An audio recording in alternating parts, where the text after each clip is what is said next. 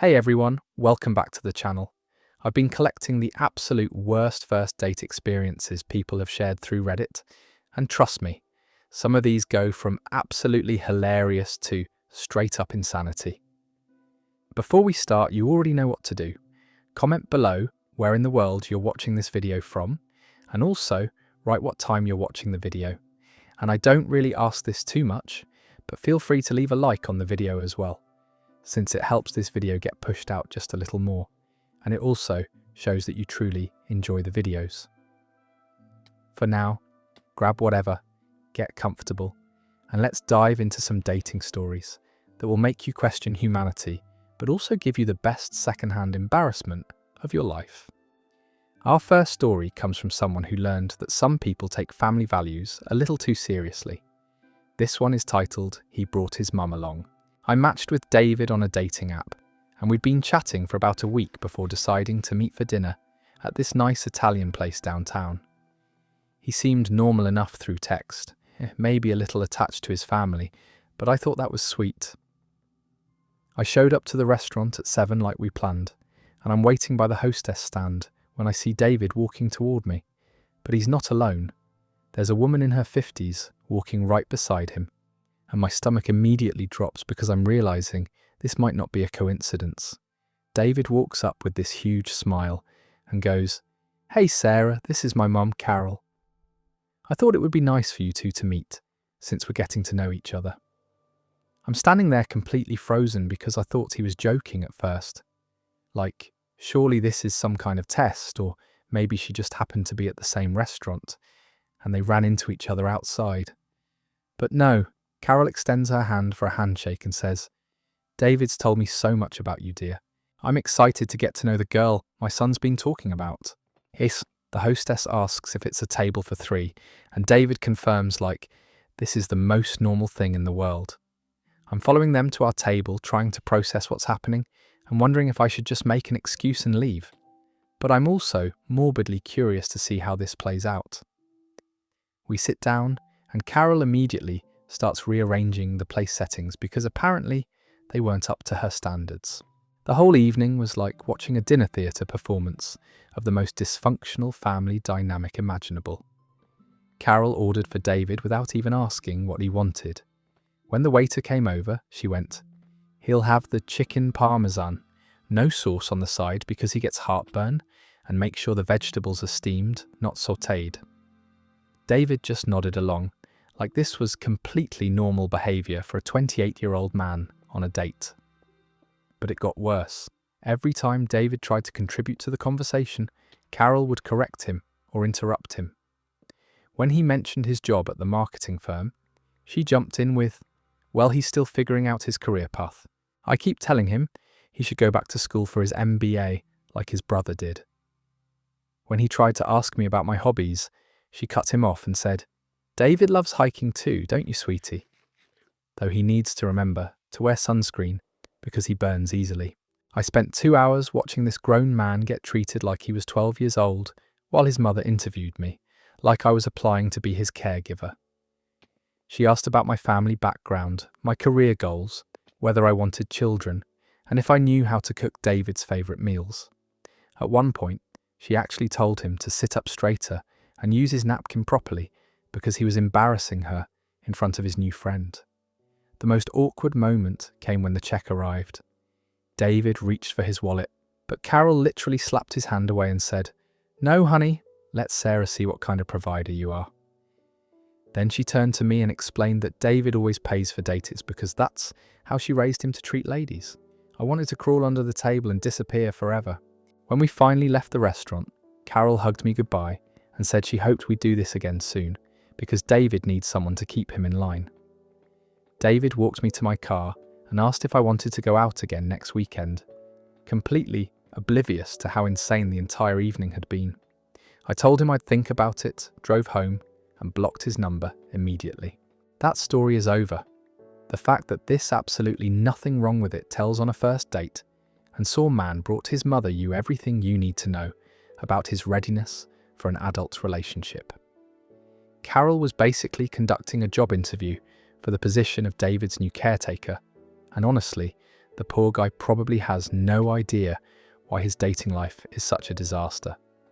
Some people really need to cut the umbilical cord before they start looking for romance. Let's move on to another gem that shows how some people have absolutely no understanding of basic date etiquette. This one's called "She Asked Me to Pay for Her Ex's Meal Too." I'd been talking to Megan for about 2 weeks through a dating app, and she seemed really cool. She was funny, had interesting hobbies, and we had great chemistry through text. We decided to meet at this casual restaurant near downtown for our first date. I got there a few minutes early and grabbed us a table, and I'm scrolling through my phone waiting for her to arrive. Megan shows up right on time, but she's not alone.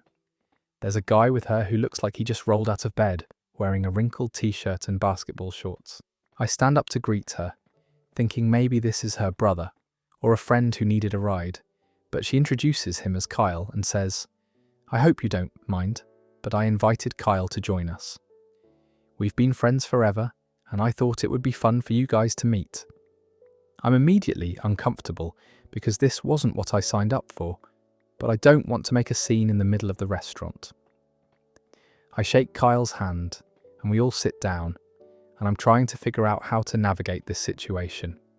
The conversation is awkward from the start because Kyle clearly doesn't want to be there either, and he's just scrolling through his phone while Megan tries to include him in our getting to know you questions. About halfway through dinner, things start making more sense when Megan mentions that she and Kyle used to date for 3 years and only broke up 6 months ago. She says they're working on being friends now, and that she thought this would be a good opportunity for them to hang out in a low-pressure environment. I'm sitting there realizing that I'm essentially chaperoning my date's reunion with her ex-boyfriend. Kyle starts opening up more as the night goes on, and pretty soon he and Megan are reminiscing about their relationship, inside jokes they shared, and places they used to go together. I'm basically invisible at this point, just watching two people work through their unresolved feelings while I eat my pasta and wonder how I ended up in this situation. The absolute worst part came when the check arrived. The waiter sets it down in the middle of the table, and there's this awkward silence while we all stare at it. I'm assuming Megan and I'll pay forward myself, since this was supposed to be our date, but then Megan looks at me expectantly and says, "So, are you going to take care of this?" I tell her that of course I'll cover our meals, and she goes, "Great, Kyle's meal too then, right?" I'm completely caught off guard and ask her why I would pay for her ex-boyfriend's dinner. She explains that Kyle's been having a hard time financially since they broke up because he used to live in her apartment, and that since I invited them both out, I should cover everyone's food. I tried to explain that I didn't invite Kyle anywhere and that I had no idea he was coming, but she just shrugged and said, "That's what gentlemen do when they take ladies out to dinner." Kyle tried to offer to pay for himself, but Megan looked mortified and tried to shut him down and said he couldn't afford it anyway. The whole table went silent while I processed what was happening. I ended up paying the entire bill because I didn't want to cause a bigger scene, but I was fuming inside. When we left the restaurant, Megan asked if I wanted to hang out again sometime, and Kyle actually apologized to me quietly and said he had no idea she was going to put me in that position. That story ends there. The audacity of bringing your ex-boyfriend on, expecting the first date, and then new guy to pay for everyone's meal is just mind-boggling. Megan basically used this poor guy as a free therapy session for her and Kyle to work through their relationship issues, and then had the nerve to stick him with the bill for the privilege. Some people really have no shame when it comes to taking advantage of others' generosity. Our next story comes from someone who learned that some people are completely incapable of living in the present moment. This one's titled, "He Talked About His Ex for 2 hours straight." I met Jake through mutual friends at a party a few weeks ago, and he seemed really charming and funny. We exchanged numbers and started texting, and when he asked me out for dinner, I was genuinely excited. He picked this nice steakhouse downtown and made reservations for Friday night. I got dressed up, did my hair, and was really looking forward to getting to know him better. The date started off well enough. Jake was a perfect gentleman, held the door open for me, pulled out my chair, and seemed genuinely interested in making a good impression. We ordered drinks and appetizers, and the conversation was flowing naturally. He asked about my job, my hobbies, and seemed like he was really listening to my answers. But then, about 20 minutes into dinner, he mentioned his ex-girlfriend Emily in passing, while talking about a movie he'd seen recently. Something about how she had recommended it to him, and how she always had great taste in films. I didn't think much of it at first because everyone has exes, and sometimes they come up in conversation naturally. But then Jake started bringing up Emily more and more frequently. When I mentioned that I love to cook, he immediately launched into a story about how Emily was an amazing chef and used to make these incredible Sunday dinners for him. When I talked about my recent vacation to Colorado, he told me all about the trip he and Emily took to Aspen last winter and how she was such a good skier. Every single topic of conversation somehow circled back to Emily. I'd mention something about my childhood, and he'd compare it to Emily's upbringing. I'd talk about my career goals, and he'd explain how Emily was so ambitious and driven in her marketing job. It was like he couldn't have a single thought without relating it back to his relationship with this woman. By the time our main courses arrived, I knew that Emily worked in digital marketing, grew up in Ohio, had 2 younger brothers, went to Ohio State, loved hiking and yoga, was lactose intolerant, drove a blue Honda Civic, and had a golden retriever named Charlie. I knew more about this stranger than I knew about the man sitting across from me. The worst part was that Jake seemed completely oblivious to what he was doing. He wasn't trying to make me jealous or being malicious about it. He was just so consumed with thoughts of Emily that he couldn't focus on anything else. When I tried to steer the conversation back to getting to know each other, he'd somehow find a way to bring her up again within minutes. During relationship dessert, I finally asked him directly if he was over his with Emily. He got this confused look on his face and said, of course he was over her. They'd been broken up for 4 months and he wouldn't be dating if he wasn't ready to move on. But then, in the very next sentence, he mentioned how Emily would have loved the chocolate cake we were sharing because she had such a sweet tooth. When he walked me to my car after dinner, Jake asked if I wanted to go out again next weekend. He suggested this hiking trail that he said was really beautiful, and before I could even respond, he added that Emily had shown it to him and that it would be fun to go back there with someone new. I told him I'd think about it, got in my car, and never contacted him again. That story is over. Jake was clearly nowhere near ready to be dating anyone new, and honestly, I felt bad for both of us by the end of that dinner. It's like Emily was a third person at our table the entire night, and he didn't even realise he was doing it. When someone can't get through a 2-hour conversation without mentioning their ex dozens of times, they need to work on themselves before they start trying to connect with someone new. Let's dive into another story that shows how some people will use literally any situation as a business opportunity. This one is called She Pulled Out a Pyramid Scheme Binder. I met Samantha through a dating app, and she seemed really put together from her profile. She worked in sales, had travelled to some interesting places, and we had good conversation chemistry through text.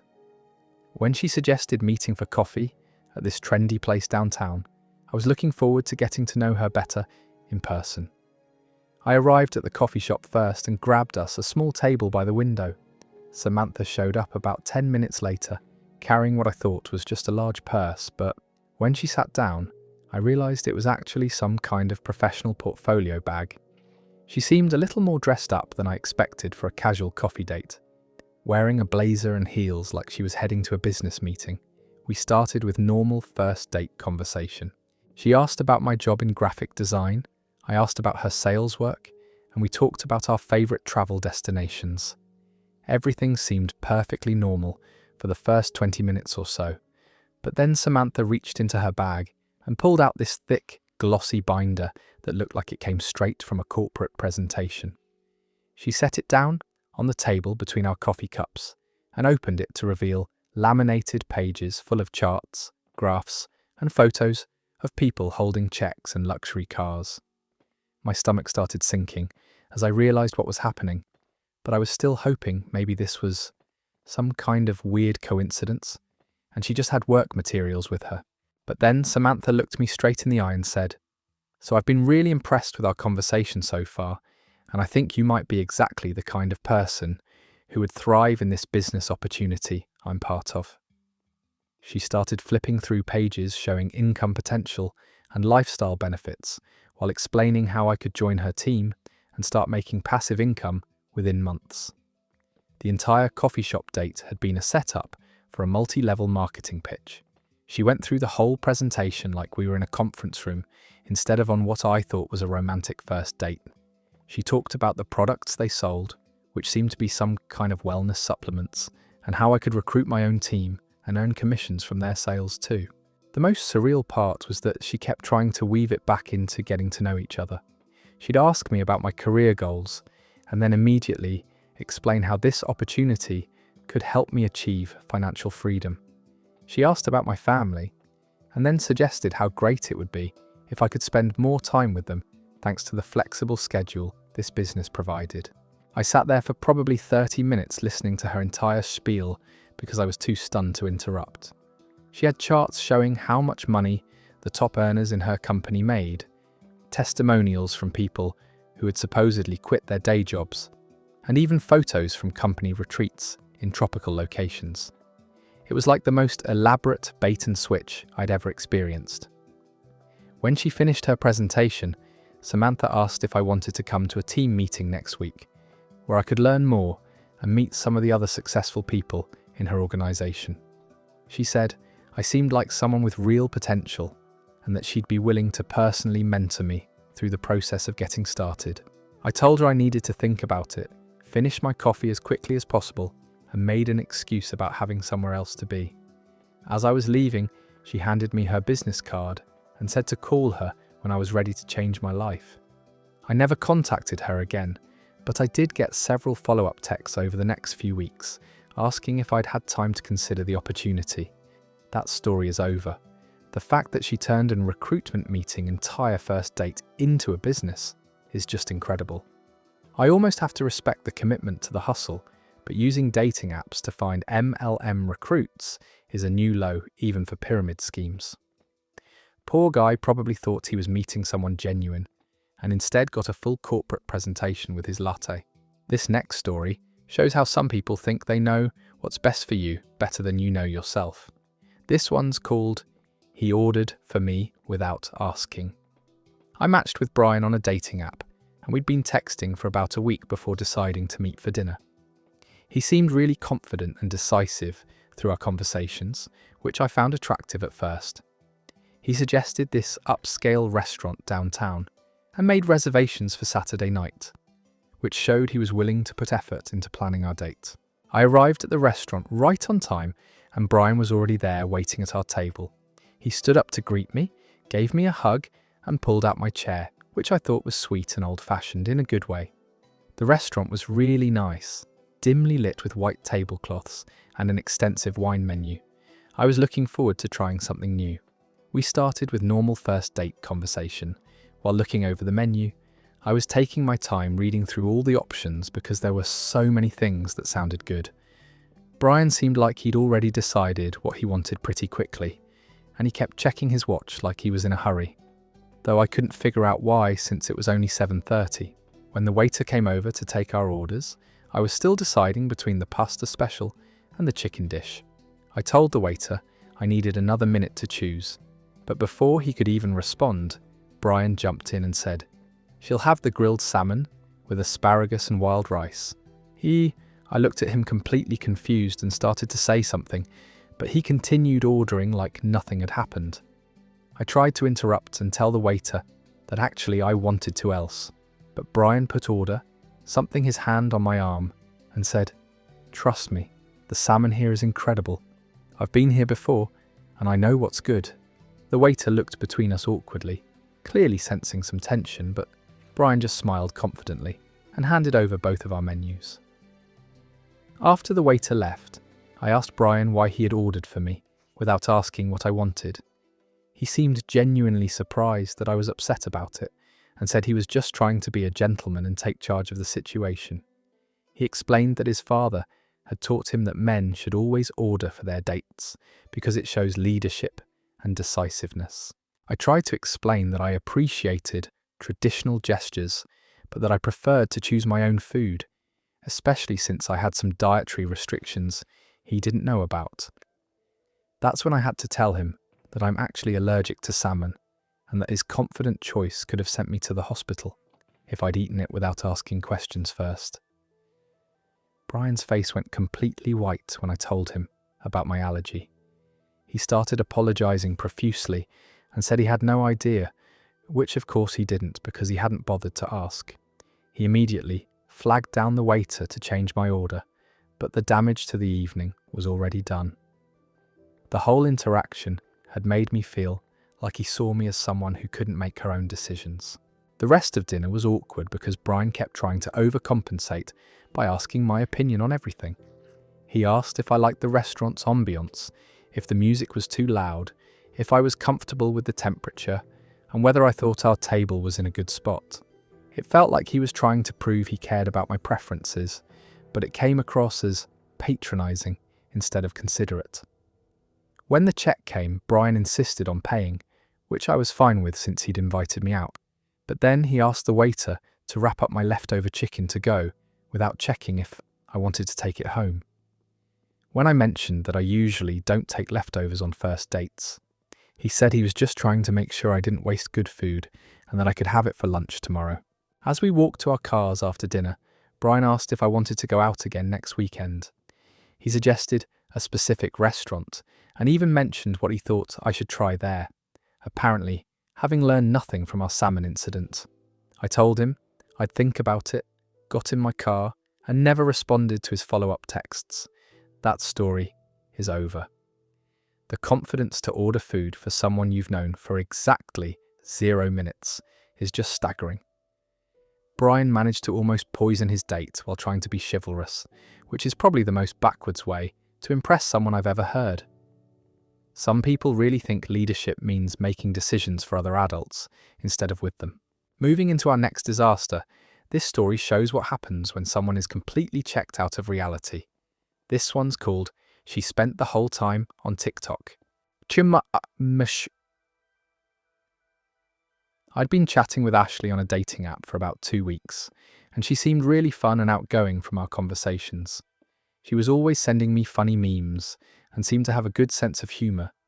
So when she suggested meeting for dinner at this casual restaurant near her apartment, I was excited to finally meet her in person.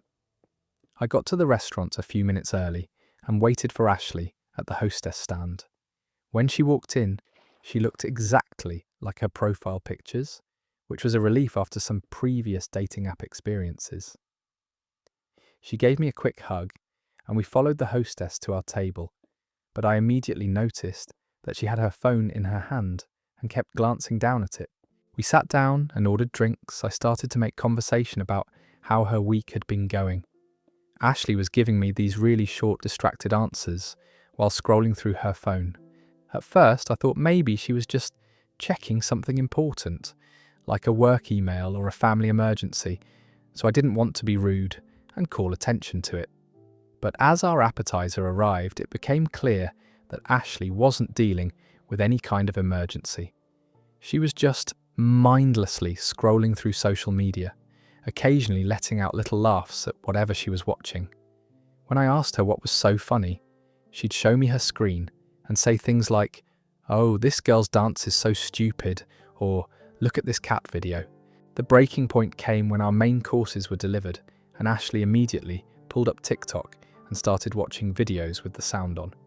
She wasn't even using headphones, so I could hear all the audio from whatever she was watching while I'm trying to eat my dinner and attempt to have a conversation with her.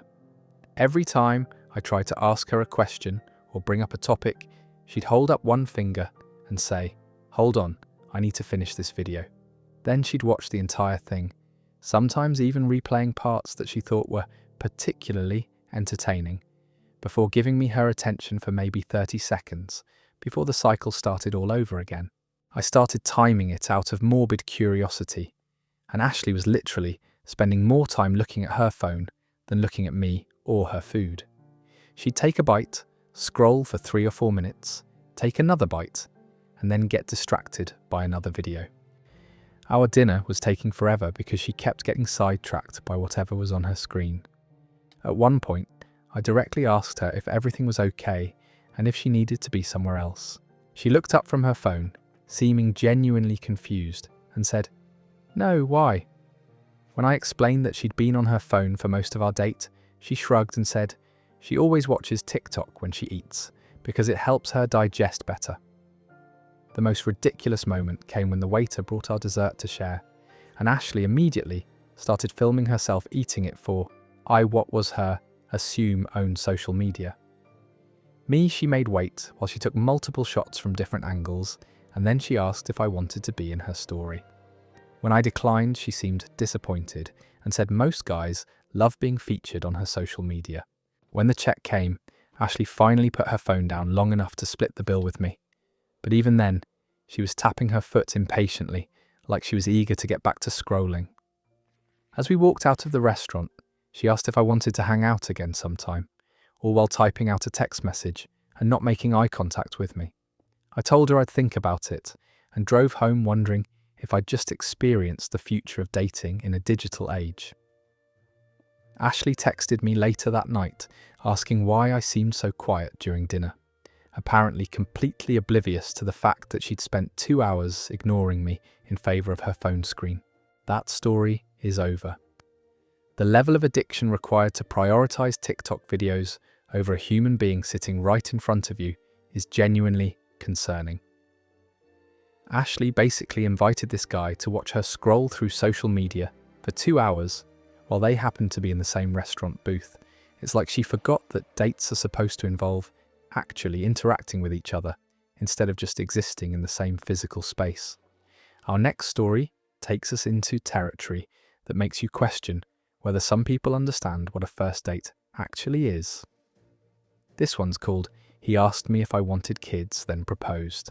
I matched with Mark on a dating app about a week before our scheduled date. He seemed normal enough through our conversations, maybe a little eager, but he was sweet and asked thoughtful questions about my job and hobbies.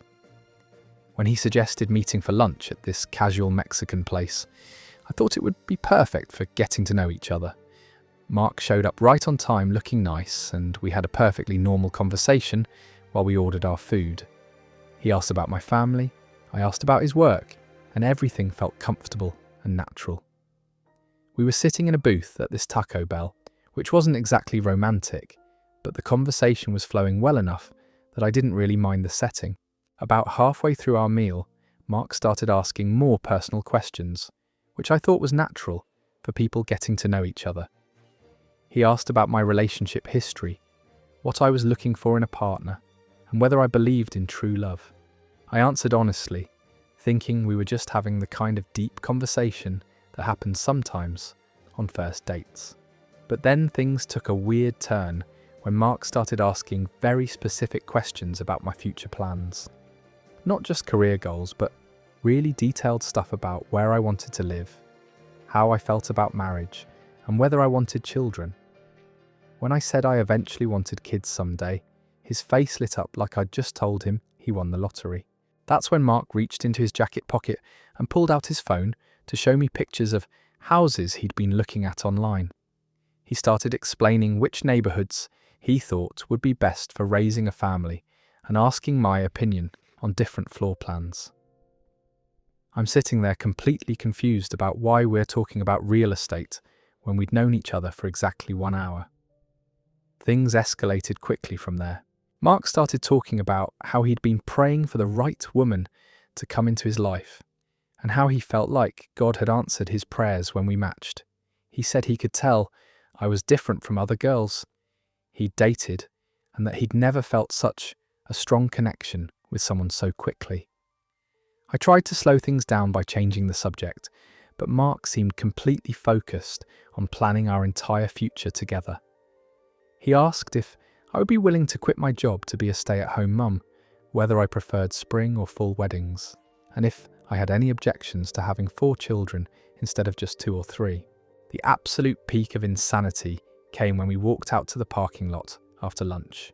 Mark stopped next to his car and said he had something important to ask me. I figured he was going to suggest a second date, or maybe ask for my number, even though he already had it. Instead, Mark opened his glove compartment and pulled out a small velvet box. He got down on one knee right there in the Taco Bell parking lot, opened the box to reveal a ring, and asked me to marry him. He gave this whole speech about how he'd been waiting his whole life for someone like me, and how he knew within the first 5 minutes of our date that I was the woman he wanted to spend forever with. I stood there completely frozen while Mark waited for my answer. Cars were driving past us, and I could see people inside the restaurant looking out the window at this scene. I finally managed to tell him that while I was flattered, we'd only just met and I wasn't ready for that kind of commitment. Mark seemed genuinely shocked that I wasn't immediately saying yes. He asked if I needed more time to think about it and suggested I could take the ring home and give him my answer in a few days. When I explained that the problem wasn't timing but the fact that we were essentially strangers, he got upset and said he thought I was different from other women who played games. I ended up calling an Uber to get home because the whole situation had become so uncomfortable. Mark texted me for weeks afterward, asking if I'd changed my mind and saying he was willing to wait for me to be ready. I eventually had to block his number when he started sending me links to wedding venues and asking what kind of flowers I preferred. That story is over. Mark managed to go from first date small talk to marriage proposal in under 2 hours, which has to be some kind of land speed record for relationship escalation. The fact that he came prepared with a ring in his glove compartment suggests this wasn't a spontaneous moment of passion, but a premeditated plan to propose to whoever showed up. Some people really think finding a life partner works like ordering fast food, where you can just pick what you want and have it immediately. Let's move on to someone who took the concept of splitting the bill to a whole new level of paranoia. This one's called She Made Me Venmo Her Half Before We Sat Down. I'd been chatting with Rachel through a dating app for about a week, and she seemed pretty cool. She was a grad student working on her master's degree, seemed financially responsible, and had interesting hobbies. When she suggested meeting for dinner at this Italian place downtown, I was looking forward to getting to know her better in person. I arrived at the restaurant right on time and saw Rachel waiting by the hostess stand. She looked exactly like her photos and greeted me with a smile, so everything seemed normal at first. The hostess asked if we were ready to be seated, and Rachel said yes, but then she turned to me and said we needed to handle something first. Rachel pulled out her phone and asked for my Venmo username. When I asked what for, she explained that she always splits restaurant bills beforehand to avoid any awkwardness later. She said she'd looked at the menu online and calculated that with tax and tip, dinner would probably cost about $60 per person. So she wanted me to send her $30 right away. I was completely taken aback because I'd never heard of anyone doing this before. I asked if we could just split the check at the end like normal people do, but Rachel shook her head and said she doesn't like taking risks with money. She explained that she'd been on dates before where guys promised to pay their share, but then conveniently disappeared when the bill came, leaving her stuck with the entire cost. The hostess was standing there waiting for us while Rachel explained her payment policy in detail. She said this system ensures that both people are committed to the date and prevents anyone from taking advantage of the other person. She also mentioned that if I wasn't comfortable with this arrangement, she could just leave now and we could call off the whole thing. I didn't want to make a scene in front of the restaurant staff, so I reluctantly opened Venmo and sent Rachel the $30 she was requesting. She waited for the notification to confirm the payment went through before telling the hostess we were ready to be seated. The whole interaction had taken about 5 minutes and set such a weird tone for the evening. As we followed the hostess to our table, Rachel seemed completely satisfied with the arrangement and started chatting normally about how nice the restaurant looked. But I was still processing what had just happened and feeling like I'd been treated more like a business transaction than a potential romantic interest. The dinner itself was actually pretty good conversation-wise. Rachel was smart and funny, and we had good chemistry once we got past the payment weirdness. but I couldn't shake the feeling that she'd essentially made me prove my financial commitment before we'd even ordered drinks, which felt like starting the evening from a place of distrust rather than getting to know each other. When the actual bill came at the end of dinner, it turned out to be $58 total, not the $120 she'd estimated. Rachel had overcharged me by about $15, but when I pointed this out, she said the extra money could go toward tip and that it all evened out in the end. She seemed surprised that I was even keeping track of the exact amounts. As we left the restaurant, Rachel asked if I wanted to go out again next weekend. She mentioned this other place she'd been wanting to try and said she could look up their menu online and calculate our costs ahead of time. I told her I'd think about it and let her know, but I never contacted her again. Looking back, I understand being cautious about money, especially as a grad student, but the whole thing felt like she was preparing for me to scam her rather than hoping we'd have a nice evening together.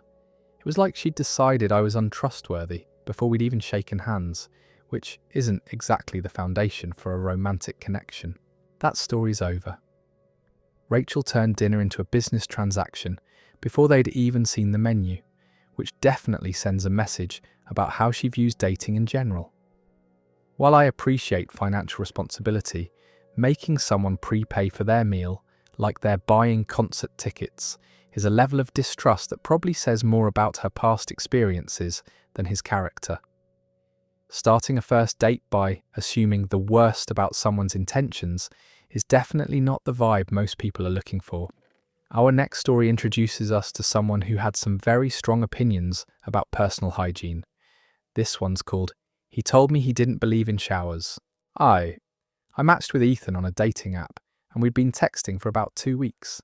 He seemed interesting from his profile, worked in tech, was into environmental causes, and seemed like he had a good sense of humour. When he suggested meeting for coffee at this trendy place downtown, I was excited to finally meet him face to face. I got to the coffee shop first and grabbed us a table by the window. When Ethan walked in, I could spot him immediately from his profile pictures, but something seemed off as he got closer. There was this musty smell that I couldn't quite place, like old gym clothes mixed with something else I couldn't identify. Ethan sat down across from me and immediately launched into conversation about his week, which was great because I'd been worried about awkward first date silences. But as we talked, the smell was getting stronger, and I started to realize it was coming from him. I tried to ignore it and focus on getting to know him, thinking maybe he'd just come from the gym or something. About 20 minutes into our coffee date, Ethan started talking about his lifestyle choices and how he'd been making changes to live more naturally and sustainably. He mentioned giving up processed foods, reducing his carbon footprint, and eliminating unnecessary chemicals from his daily routine. I thought this was admirable and asked him what other changes he'd been making. That's when Ethan proudly told me that he'd stopped using soap and shampoo completely because he believed they were a scam created by big corporations to make people dependent on unnecessary products. He explained that the human body is designed to clean itself naturally and that regular washing actually strips away beneficial bacteria and oils that protect our skin. I sat there trying to process what he was telling me, while the smell suddenly made perfect sense. Ethan continued explaining. Philosophy is saying that he'd been shower-free for about a week and already felt more connected to his natural state. He said most people are brainwashed into thinking they need to wash every day, but that our ancestors got by just fine without modern hygiene products. When I asked if he was planning to continue this experiment long-term, Ethan said it wasn't an experiment at all, but a permanent lifestyle change. He pulled out his phone and started showing me articles and YouTube videos about the supposed benefits of not bathing. He was genuinely enthusiastic about sharing this information, like he'd discovered some revolutionary secret.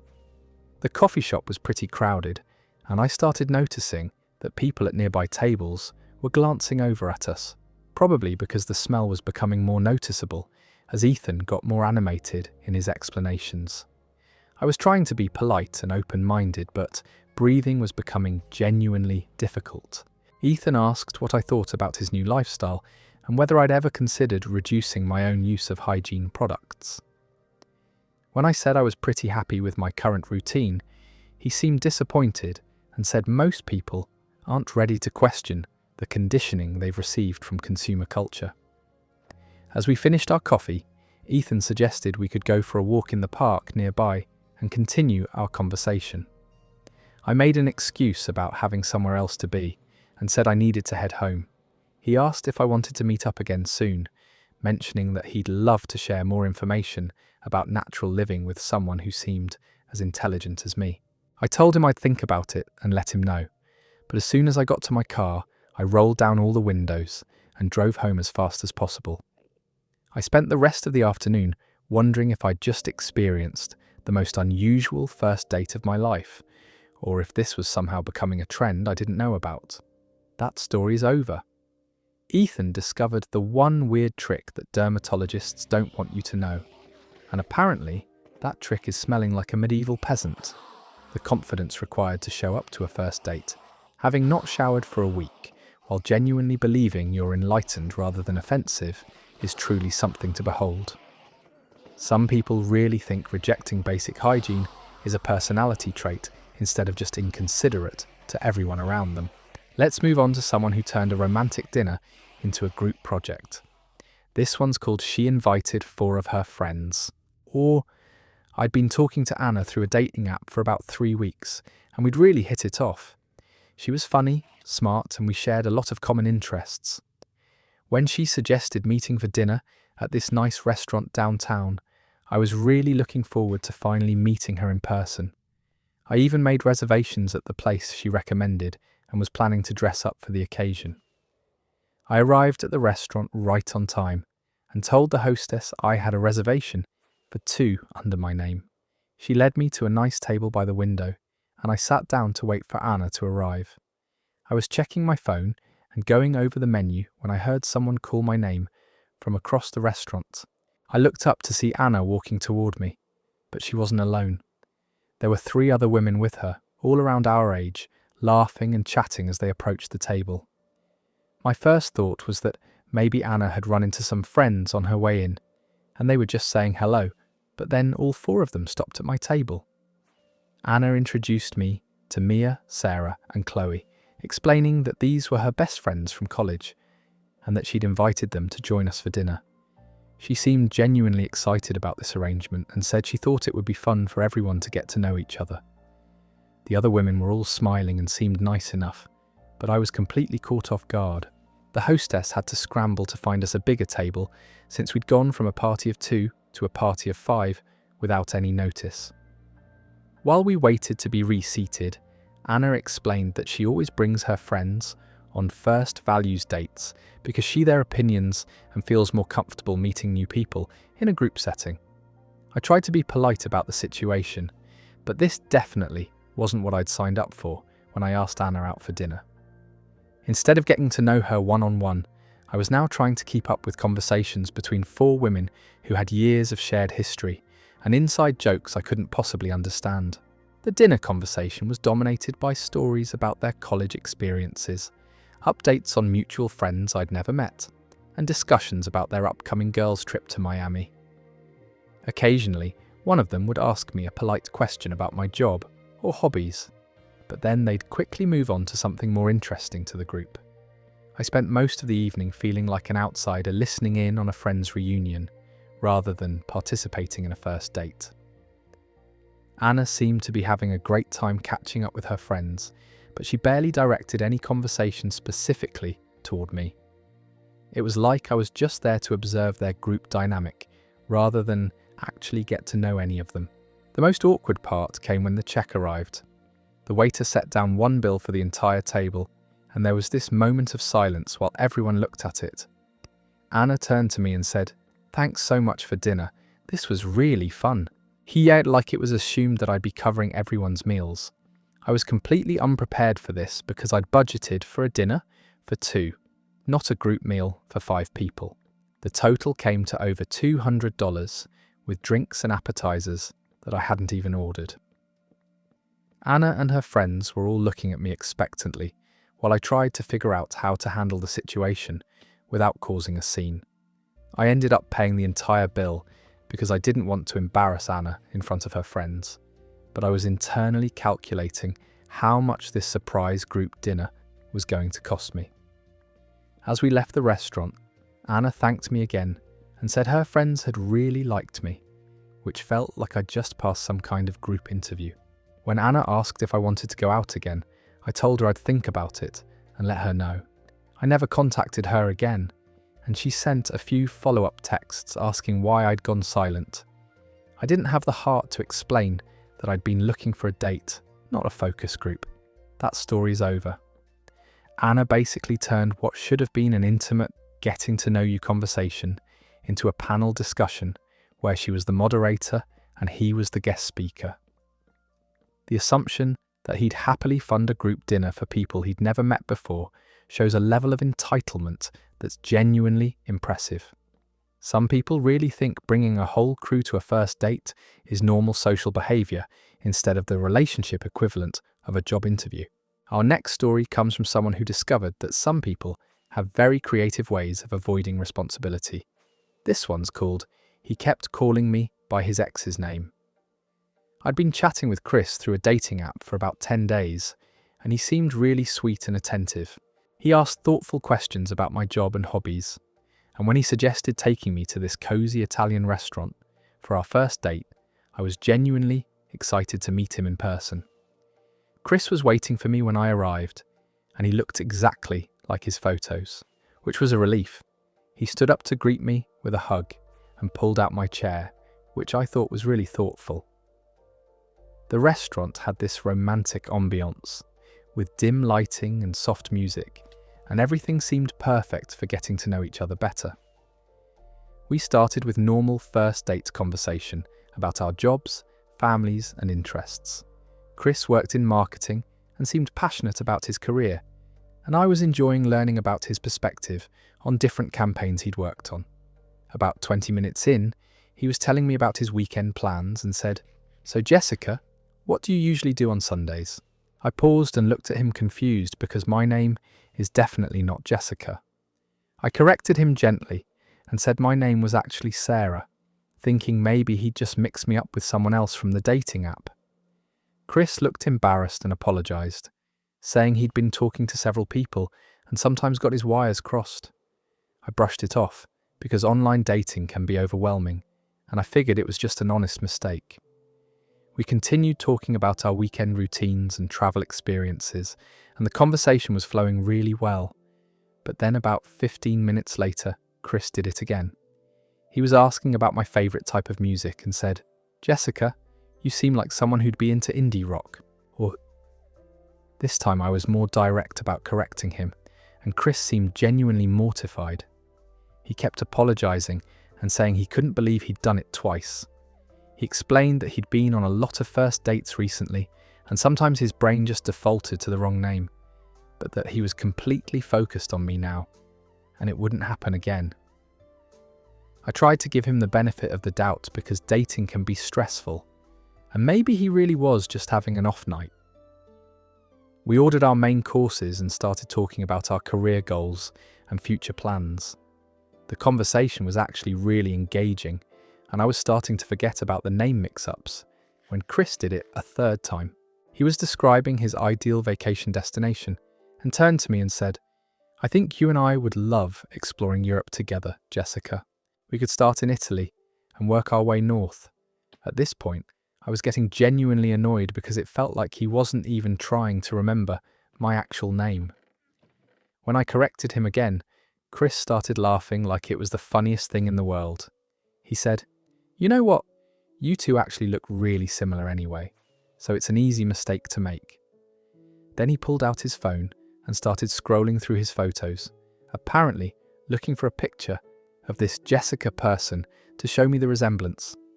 I asked him who Jessica was, and Chris casually explained that she was his ex-girlfriend, who he'd dated for about 2 years. They'd broken up 6 months ago, and apparently I reminded him of her enough that his brain kept defaulting to her name. He seemed to think this was a charming coincidence, rather than incredibly insulting. Chris found the photo he was looking for and showed me his phone screen. Jessica was a blonde woman who looked absolutely nothing like me. I have dark hair and completely different facial features, so his claim that we looked similar was obviously just an excuse for not paying attention to who he was actually on a date with. The rest of dinner was awkward because every time Chris said my name, it felt forced and deliberate, like he was concentrating really hard on not messing up again. I kept wondering if he was thinking about Jessica the whole time and just seeing me as some kind of replacement or substitute. When we finished eating and walked out to the parking lot, Chris asked if I wanted to go out again next weekend. He said he'd really enjoyed getting to know me and that he felt like we had great chemistry. But then he slipped up one more time and said, "I think Jessica and I could really have something special together." When I pointed out that he'd done it again, Chris just shrugged and said, "Old habits die hard." He didn't even seem embarrassed anymore, just resigned to the fact that he apparently couldn't keep two women straight in his head. I told him I'd think about it and drove home, wondering if I'd just spent 2 hours being compared to a ghost. That story is over. Chris basically took his ex-girlfriend on a date using someone else's body as a stand-in. The fact that he showed her a photo to prove they looked alike when they clearly didn't suggests he was either completely delusional or just didn't care enough to see her as her own person. Some people really need to work through their past relationships before they start trying to build new ones. Let's move on to someone who learned that some people have very different ideas about what constitutes a romantic evening. This one's called "She Asked Me to Babysit Mid-Date." I'd matched with Olivia on a dating app about a week before our scheduled date, and she seemed really cool from our conversations. She was a single mum with 2 young kids, which didn't bother me at all because I like children and respect how hard it must be to balance dating with parenting responsibilities. When she suggested meeting for dinner at this family-friendly restaurant, I thought it showed she was being practical about her situation.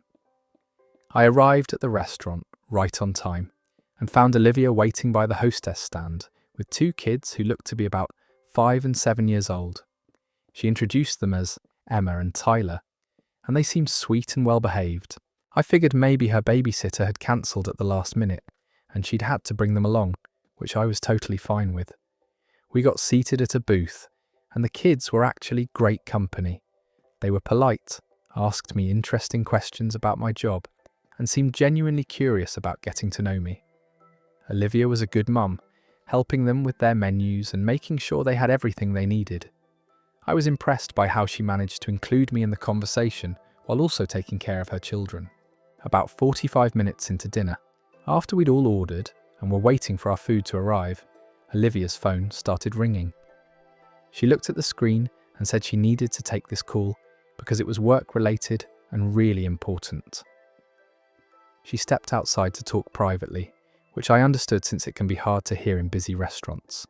Olivia was gone for about 10 minutes, and during that time Emma and Tyler and I had a great conversation about their favourite movies and school subjects. When she came back to the table, she seemed stressed and said she had a work emergency that required her immediate attention. She explained that one of her clients was having a crisis and she needed to run to her office to handle the situation. That's when things got weird. Olivia asked if I would mind staying with Emma and Tyler while she took care of this emergency. She said it would only take about 30 minutes and that the kids were easy to watch. She promised she'd be back before we finished eating and that she'd make it up to me somehow. I was completely caught off guard by this request because I'd signed up for a dinner date, not a babysitting job. But Emma and Tyler were looking at me hopefully, and I didn't want to create a scene or abandon 2 little kids in a restaurant. I reluctantly agreed, thinking Olivia would be back quickly, like she promised. Olivia grabbed her purse and rushed out, leaving me alone with her children on what was supposed to be our first date. Emma and Tyler were confused about why their mum had left so suddenly, and I tried to reassure them that she'd be back soon, while also wondering what I'd gotten myself into. Our food arrived about 10 minutes after Olivia left, and I found myself helping the kids cut their chicken and making sure they had enough ketchup for their fries. They were being really good about the situation, but I could tell they were disappointed that their mum had disappeared during what was supposed to be a fun dinner out. 30 minutes passed, then an hour, and Olivia still wasn't back. I tried calling her phone, but it went straight to voicemail. Emma started asking when Mommy was coming back, and I honestly didn't know what to tell her spilled juice. Tyler on his shirt, and I had to help him clean up while trying to figure out what to do about this situation. After an hour and 15 minutes, I was the police seriously considering calling because I was starting to worry that something had happened to Olivia. That's when she finally walked back into the restaurant, looking completely relaxed, like nothing unusual had occurred. Olivia apologized for taking so long and explained that the work situation had been more complicated than expected. She seemed surprised that I looked stressed and said she'd figured the kids and I would have fun getting to know each other. She thanked me for watching them and said it meant a lot that I was willing to help out. When I pointed out that she'd been gone for over an hour instead of the 30 minutes she'd promised, Olivia said emergencies can't be timed and that flexible people make better partners anyway. She seemed genuinely confused that I was upset about being left alone with her children during what was supposed to be our first date. We finished dinner quickly after that, and when we walked out to the parking lot, Olivia asked if I wanted to go out again next weekend. She said the kids had really liked me and that she thought we all got along well together. I told her I'd think about it and drove home, wondering if I'd just been auditioned for the role of unpaid childcare provider. That story is over. Olivia basically turned a first date into a surprise parenting test without asking for consent first. The fact that she seemed confused about why someone might be upset about being abandoned with her children for over an hour shows a serious disconnect from appropriate dating behaviour. Some people really think their personal emergencies automatically become other people's responsibilities, even when those people are essentially strangers. Moving on to our next disaster, this story shows what happens when someone mistakes a first date for a business presentation. This one's called "He Brought a List of Wife Requirements." I'd been talking to Kevin through a dating app for about 2 weeks, and he seemed really organised and goal-oriented, which I found attractive. He worked in project management and seemed to have his life together. So when he suggested meeting for dinner at this upscale steakhouse downtown, I was looking forward to getting to know him better. Kevin was already seated when I arrived at the restaurant, and he stood up to greet me with a firm handshake, like we were meeting for a business lunch. He was dressed really formally, in a suit and tie, which seemed a bit much for dinner, but I figured maybe he'd come straight from work and hadn't had time to change. We started with normal first date conversation about our jobs and backgrounds. Kevin seemed really interested in my career in marketing and asked detailed questions about my responsibilities and future goals. I thought it was sweet that he was taking such an interest in getting to know me professionally as well as personally. About 20 minutes into dinner, Kevin reached into his jacket pocket and pulled out a folded piece of paper. He unfolded it carefully and set it down on the table between us, explaining that he had something important he wanted to discuss. I assumed it was maybe a list of restaurant recommendations or something work-related he wanted to share. But when I looked closer, I could see it was a typed document with bullet points and numbered items. Kevin slid the paper across the table toward me and said he thought it was important for us to be on the same page about relationship expectations from the beginning. He called it his partnership requirements and said he'd developed it after learning from past dating experiences.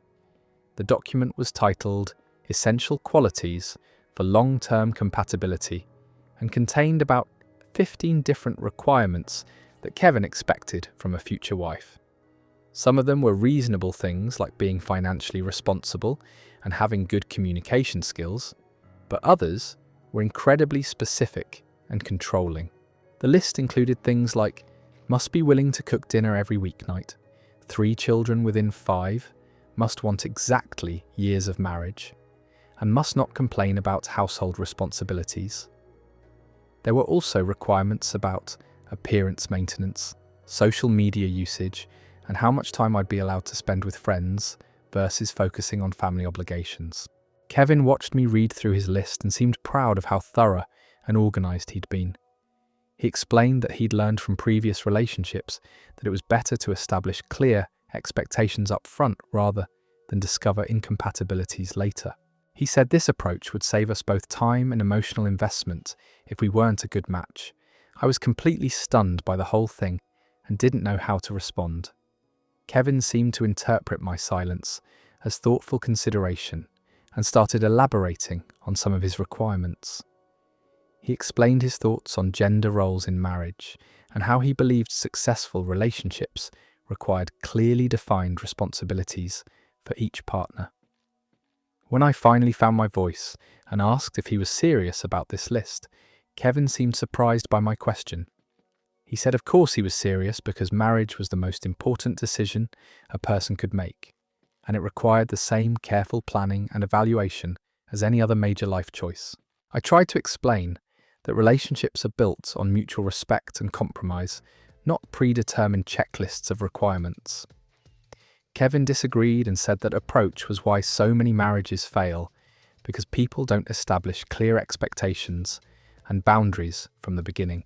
The conversation became increasingly uncomfortable as Kevin went through each item on his list, asking me directly if I met his criteria. He wanted to know if I enjoyed cooking, how I felt about having children, and whether I thought wives should prioritise their husband's career advancement over their own professional goals. When our main courses arrived, Kevin folded up his list and put it back in his pocket, saying we could continue discussing it over dessert. He seemed to think the conversation was going well, and that I was seriously considering his proposal for a structured relationship arrangement. I made an excuse about feeling sick and said I needed to leave early. Kevin seemed disappointed and asked if we could schedule a follow-up meeting to finish going through his requirements. He said he understood that it was a lot of information to process, and that I probably needed time to think about whether I could meet his standards. As I walked to my car, Kevin called after me and said he'd email me a copy of the list so I could review it more carefully at home. I drove away wondering if I'd just experienced the most transactional approach to dating in human history. That story is over. Kevin basically treated finding a wife like hiring an employee, complete with a job description and performance expectations.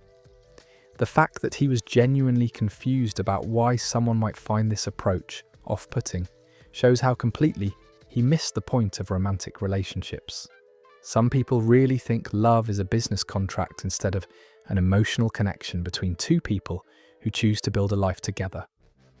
Let's move to another story that proves some people have absolutely no understanding of appropriate first date behaviour. This one's called She Showed Up Drunk. I'd been chatting with Amanda through a dating app for about a week, and she seemed fun and outgoing from our conversations. She worked as a nurse and seemed to have a good sense of humour, so when she suggested meeting for dinner at this Mexican restaurant downtown, I was looking forward to finally meeting her in person. I arrived at the restaurant right on time and told the hostess I was waiting for someone. About saw Amanda walking 10 minutes later, I threw the door, but something immediately seemed off about her movements. She was walking a little too carefully, like she was concentrating on each step, and she seemed to be holding onto the wall for support. When Amanda spotted me and walked over, the smell of alcohol hit me immediately. She was clearly intoxicated, and it was only 6:30 in the evening. She gave me this overly enthusiastic hug and started talking really loudly about how excited she was to finally meet me, drawing stares from other customers. The hostess led us to our table, and Amanda stumbled slightly on the way, laughing like it was hilarious. She was slurring her words when she talked to the hostess and made some inappropriate comment about how cute our waiter was when he came over to take our drink orders. I was already mortified and we hadn't even sat down yet. When the waiter asked what we wanted to drink, I ordered a beer, expecting Amanda to maybe get some water or coffee to help sober up. Instead, she immediately ordered 3 tequila shots and a margarita, explaining loudly that she was celebrating finally meeting her dream guy from the internet. I tried to suggest that maybe we should start with some food instead, but Amanda waved me off and said she was just getting started. The waiter looked uncomfortable, but went ahead and brought her the shots, probably assuming I was okay with this situation, since I wasn't saying anything to stop it. Amanda downed all 3 shots in rapid succession before our appetizer even arrived, then started working on her margarita while talking at volume that was way too loud for the restaurant. She was telling me stories about her work that were probably meant to be funny, but she kept losing track of what she was saying mid-sentence. Other customers were definitely starting to notice our table, because Amanda was laughing at her own jokes and occasionally knocking things over. She spilled salsa on her shirt and thought it was the funniest thing that had ever happened, taking pictures of herself with her phone and saying she needed to document this amazing first date. When our main courses arrived, Amanda could barely focus on eating because she kept getting distracted by conversations at other tables. She started making comments about other customers and trying to wave at people across the restaurant. I was trying to eat my food as quickly as possible while figuring out how to handle this disaster. The breaking point came when Amanda got up to use the bathroom and knocked over her chair on the way. She didn't even notice it had fallen and kept walking while other customers turned if everything was okay. Clearly, waiter came over and asked to stare. Concerned about the situation, I apologized to the waiter and explained that this wasn't what I'd expected when I agreed to meet Amanda for dinner. He was very understanding and said they dealt with situations like this sometimes, but that they might need to cut her off from alcohol service if she continued drinking. When Amanda came back from the bathroom, she seemed even more intoxicated and started talking about how much she liked me and how she could see us getting married someday. She was being way too affectionate for a first date, trying to hold my hand and talking about how we should go back to her place after dinner. I told Amanda that I thought she'd had enough to drink and suggested we call it an early night. She got defensive and said she was just having fun and that I was being too serious. She accused me of being boring and said most guys would appreciate a woman who knew how to let loose and have a good time. I ended up paying the check quickly and offering to call Amanda an Uber to get home safely. She insisted she was fine to drive, which was absolutely not true, and got angry when I took her keys away from her. I had to physically prevent her from getting behind the wheel, while she yelled at me about being controlling. The Uber ride to her apartment was awkward because Amanda kept apologizing and saying she wasn't usually like this, then immediately contradicting herself by asking if I wanted to come up for more drinks. I made sure she got inside safely and never contacted her again. That story is over. Amanda managed to turn what should have been a getting-to-know-you dinner into an intervention situation before the appetizers arrived. The fact that she thought showing up drunk to a first date was appropriate behavior suggests some serious issues with judgment and self-awareness. Some people really think liquid courage means drowning themselves in alcohol, instead of just having a glass of wine to relax. Our next story comes from someone who discovered that some people live in the past in very literal ways. This one's called "He Took Me to His Ex's Favourite Restaurant." I'd been texting with Daniel for about 2 weeks after matching on a dating app, and he seemed really romantic and thoughtful from our conversations. He was always complimenting me and saying sweet things about how much he was looking forward to meeting me in person. When he suggested taking me to this upscale French restaurant for our first date, I was impressed that he'd put thought into choosing somewhere special. Daniel was waiting for me when I arrived at the restaurant, and he looked handsome in his button-down shirt and dress pants. He greeted me with a hug and told me I looked beautiful, which made me feel good about the effort I'd put into getting ready. The restaurant was elegant with soft lighting and white tablecloths, exactly the kind of place you'd want to go for a romantic first date. We were seated at a cozy table by the window, and Daniel immediately started talking about how much he loved this restaurant and how he'd been coming here for years. He seemed to know the menu really well and was making recommendations about what I should order, which I thought was sweet, since he obviously wanted me to have a good experience. About halfway through our appetizer, Daniel started getting more specific about his history with the restaurant. He mentioned that he'd celebrated a lot of important occasions here and that the staff knew him well because he used to come in regularly. When our waiter stopped by to check on us, he actually greeted Daniel by name, which confirmed that he was definitely a regular customer. Daniel seemed pleased that the waiter recognized him and started explaining to me how he'd discovered this place about 3 years ago. That's when he casually mentioned that his ex-girlfriend Sophie had actually been the one to introduce him to the restaurant, and that they'd come here for most of their anniversaries and special celebrations. I was a little uncomfortable hearing about his ex on our first date, but I tried to be understanding since people have history and sometimes places hold memories. Daniel seemed to realise he'd brought up a potentially awkward topic and quickly changed the subject to asking about my favourite types of cuisine. But then Daniel kept bringing Sophie up throughout the evening. When I complimented the wine he'd ordered, he said it was Sophie's favourite and that she'd taught him to appreciate good French wines. When I mentioned how beautiful the restaurant's decor was, he told me that Sophie had always loved the romantic ambiance and that she'd taken photos at our exact table on multiple occasions. The most uncomfortable moment came when Daniel pulled out his phone and started showing me pictures of Sophie to demonstrate how much I reminded him of her. He had photos of her at this same restaurant, sitting at tables similar to ours, wearing outfits that he said looked like something I would choose. Daniel seemed to think this was a compliment, explaining that Sophie had excellent taste, and that the fact that I reminded him of her was a good sign for our potential compatibility.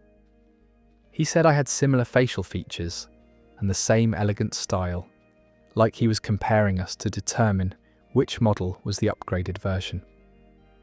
When I asked Daniel why he'd chosen to bring me to a restaurant that held so many memories of his previous relationship, he seemed genuinely surprised by the question. He said it was his favourite the city and that he wanted place and to share it with me because he thought I'd appreciate the same things Sophie had loved about it. I tried to explain that it felt strange to be taken on a date to what was essentially a shrine to his ex-girlfriend, but Daniel didn't seem to understand why that would be uncomfortable. He said the past was the past and that he was focused on getting to know me now, even though he'd spent most of the evening talking about Sophie. As we finished our main courses, Daniel asked what I thought of the restaurant and whether I could see myself coming back here regularly.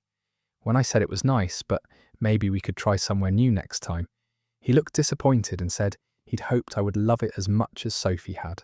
During dessert, Daniel started asking me direct questions about whether I thought I was prettier than Sophie and how I felt about the comparison photos he'd shown me. He seemed to be conducting some kind of evaluation to determine which of us was the better choice for future romantic dinners at this restaurant. When the check came, Daniel paid and said he hoped we could make this our special place too, just like he and Sophie had done. He seemed oblivious to how inappropriate the entire evening had been and asked if I wanted to come back next weekend to try the Sunday brunch menu that Sophie had always recommended. I told him I'd think about it and let him know, but I never responded to his follow-up texts asking about our second date at our restaurant. I couldn't get past the feeling that I'd been auditioning to fill Sophie's role, rather than being appreciated as my own person. That story is over. Daniel basically took his new date on a guided tour of his relationship museum, complete with photo evidence and detailed commentary about the previous exhibit. The fact that he thought comparing two women like they were competing products was romantic rather than deeply insulting shows a complete lack of emotional intelligence. Some people really need to process their past relationships before they start trying to recreate them with new people. Our next story shows what happens when someone decides that all dates need proper financial screening first.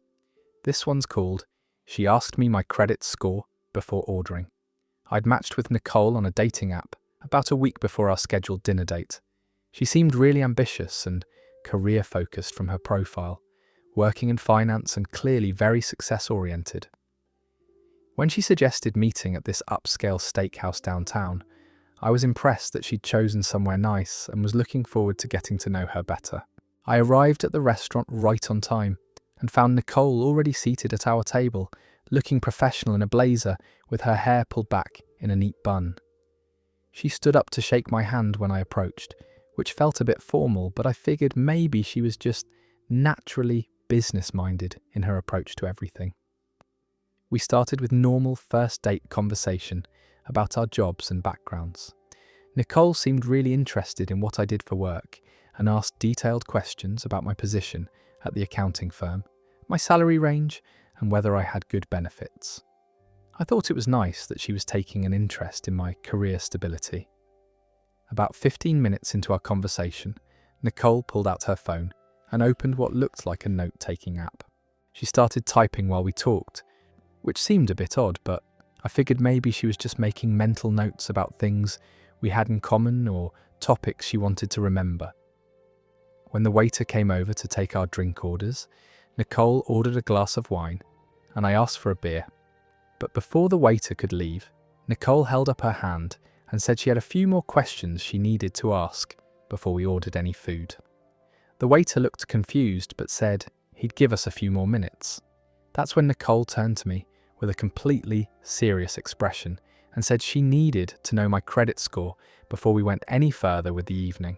She explained that she didn't believe in wasting time on people who weren't financially responsible, and that someone's credit score was the best indicator of their character and life choices. I was completely caught off guard and asked her if she was serious about wanting to know my actual credit score on a first date. Nicole said of course she was serious because financial compatibility was the foundation of any successful relationship, and that she'd learned from past experiences not to invest time in people who couldn't manage their money properly. When I hesitated to answer, Nicole pulled out her own phone and opened her credit monitoring app. She showed me her screen, which displayed a score of 847, and said she'd worked really hard to achieve excellent credit and wasn't interested in dating anyone who might drag down her financial standing. Nicole explained that she had a minimum credit score requirement of 750 for anyone she considered relationship material. She said anything below that indicated poor decision-making skills and a lack of responsibility that would be incompatible with her life goals. She asked me again what my score was and said she could verify it if I gave her permission to run a credit check. I told Nicole that while I appreciated financial responsibility, asking's credit score before for someone ordering appetizers seemed like putting the cart before the horse. She disagreed and said that financial screening should happen early in the dating process to avoid wasting anyone's time or emotional energy. Nicole then pulled out what appeared to be a printed questionnaire and said she had a few other financial questions she needed me to answer before we could proceed with dinner. The list included questions about my student loan debt, my savings account balance, whether I owned or rented my home, and what percentage of my income I invested each month. She explained that she'd developed this screening process after dating several men who turned out to have poor financial habits, and that she refused to repeat those mistakes. Nicole said she was looking for a true financial partnership and needed to make sure we were compatible in that area before exploring any romantic connection. When I asked if we could maybe get to know each other as people first and worry about financial details later, Nicole said that approach was exactly why so many relationships failed. She insisted that money was the #1 cause of relationship problems and that addressing it up front would save us both time and heartbreak. The waiter came back to check on us, and Nicole told him we still weren't ready to order because we were still completing our compatibility assessment. She asked if he could give us another 15 minutes to finish going through her questionnaire, like we were conducting a business meeting instead of trying to have a romantic dinner. I finally told Nicole that I understood her desire for financial compatibility, but that her approach felt more like a loan application than a date. She seemed surprised by this feedback and said she thought I would appreciate her thorough and practical approach to relationship building. When I stood up to leave, Nicole asked if I was walking away because I had bad credit and was afraid to admit it. She said my refusal to answer her questions was a red flag that indicated I probably had financial problems I was trying to hide from potential partners. I told her I hoped she found someone who met all her requirements and left the restaurant wondering if I'd just experienced the most transactional approach to dating in human history. Nicole texted me later that night with a link to a free credit report website, saying it late to prove wasn't to my financial worth. Nicole basically turniness. That story is over. A dinner date into a mortgage application interview, complete with documentation and verification requirements. The idea that someone's credit score is more important than their personality or compatibility is such a cold way to approach human connection. Some people really treat dating like they're screening business partners instead of looking for someone to share their life with. Let's move on to someone who apparently had very different ideas about what constitutes appropriate date behaviour. This one's called "He Talked to the Waitress More Than to Me." I'd been chatting with Josh through a dating app for about 10 days, and he seemed charming and funny from our text conversations. He worked in sales and claimed to be really good with people, which I found attractive since I tend to be a bit shy in social situations. When he suggested meeting for dinner at this popular Italian place downtown, I was looking forward to seeing his social skills in action. Josh was already seated when I arrived at the restaurant, and he stood up to give me a hug and pull out my chair, which I thought was really sweet and gentlemanly. The restaurant was busy and had a nice atmosphere with dim lighting and soft music playing in the background. Everything seemed perfect for getting to know each other better. Our waitress Emma came over to introduce herself and take our drink orders, and immediately Josh's entire demeanour changed. He went from focused on me to completely captivated by her, asking her name, complimenting her hair, and making jokes that had her laughing and lingering at our table longer than necessary. I tried to redirect Josh's attention back to our conversation, but every time Emma walked by our table, he'd call out to her with questions about the menu or comments about how great the service was. When she brought our appetizer, Josh asked her about her schedule, whether she enjoyed working there, and if she was from the area originally. Emma was being professional and friendly, but I could tell she was starting to feel uncomfortable with how much attention Josh was giving her. She'd answer his questions politely, but then try to excuse herself to check on other tables, only to have Josh find another reason to keep the conversation going. The worst part was that Josh was completely ignoring me while he flirted with Emma. I'd try to make conversation about our shared interests or ask him questions about his work, but he'd give me these short, distracted answers before turning back to scan the restaurant for Emma's whereabouts. When Emma brought our main courses, Josh asked her what her favourite dish on the menu was and whether she'd ever tried they'd ordered. He was leaning forward in his chair, giving her his full attention in a way he hadn't done with me once during the entire evening. I felt like I was watching someone else's date from across the table. About halfway through dinner, I excused myself to use the restroom, hoping that maybe Josh would realise he was being rude and refocus on our date when I returned. But as I walked back toward our table, I could see Josh had flagged Emma down again and was deep in conversation with her about something that was making them both laugh. When I sat back down, Josh barely acknowledged that I'd returned. He was too busy telling Emma about his job in sales and asking if she'd ever considered working in that industry. Emma was politely trying to disengage and attend to her other customers, but Josh kept finding ways to extend their conversation. The absolute breaking point came when Emma brought our check and Josh immediately started asking for her personal phone number. He said he'd love to take her out sometime to a really nice restaurant where she could be the customer instead of working. Emma looked mortified and glanced at me apologetically before politely declining. Josh seemed genuinely surprised that Emma wasn't interested and asked if it was because she had a boyfriend. When she said she just didn't mix her work life with her personal life, Josh said he understood, but slipped her his business card anyway in case she changed her mind. As we left the restaurant, Josh finally seemed to remember I existed and asked if I'd had a good time. When I pointed out that he'd spent more time talking to our waitress than to me, he laughed and said he was just being friendly and that Emma here. I told Josh I didn't think we were a good match and called an Uber to get home. He seemed confused about why I was ending things so abruptly and said he thought the evening had gone really well. He texted me later asking if I was jealous of Emma and whether that's why I seemed upset. That story is over. Josh managed to make his actual date feel like a third wheel while he conducted a job interview with the waitress.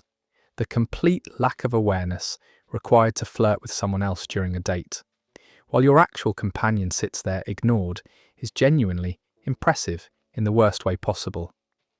Emma probably went home that night with the strangest workplace story of her career.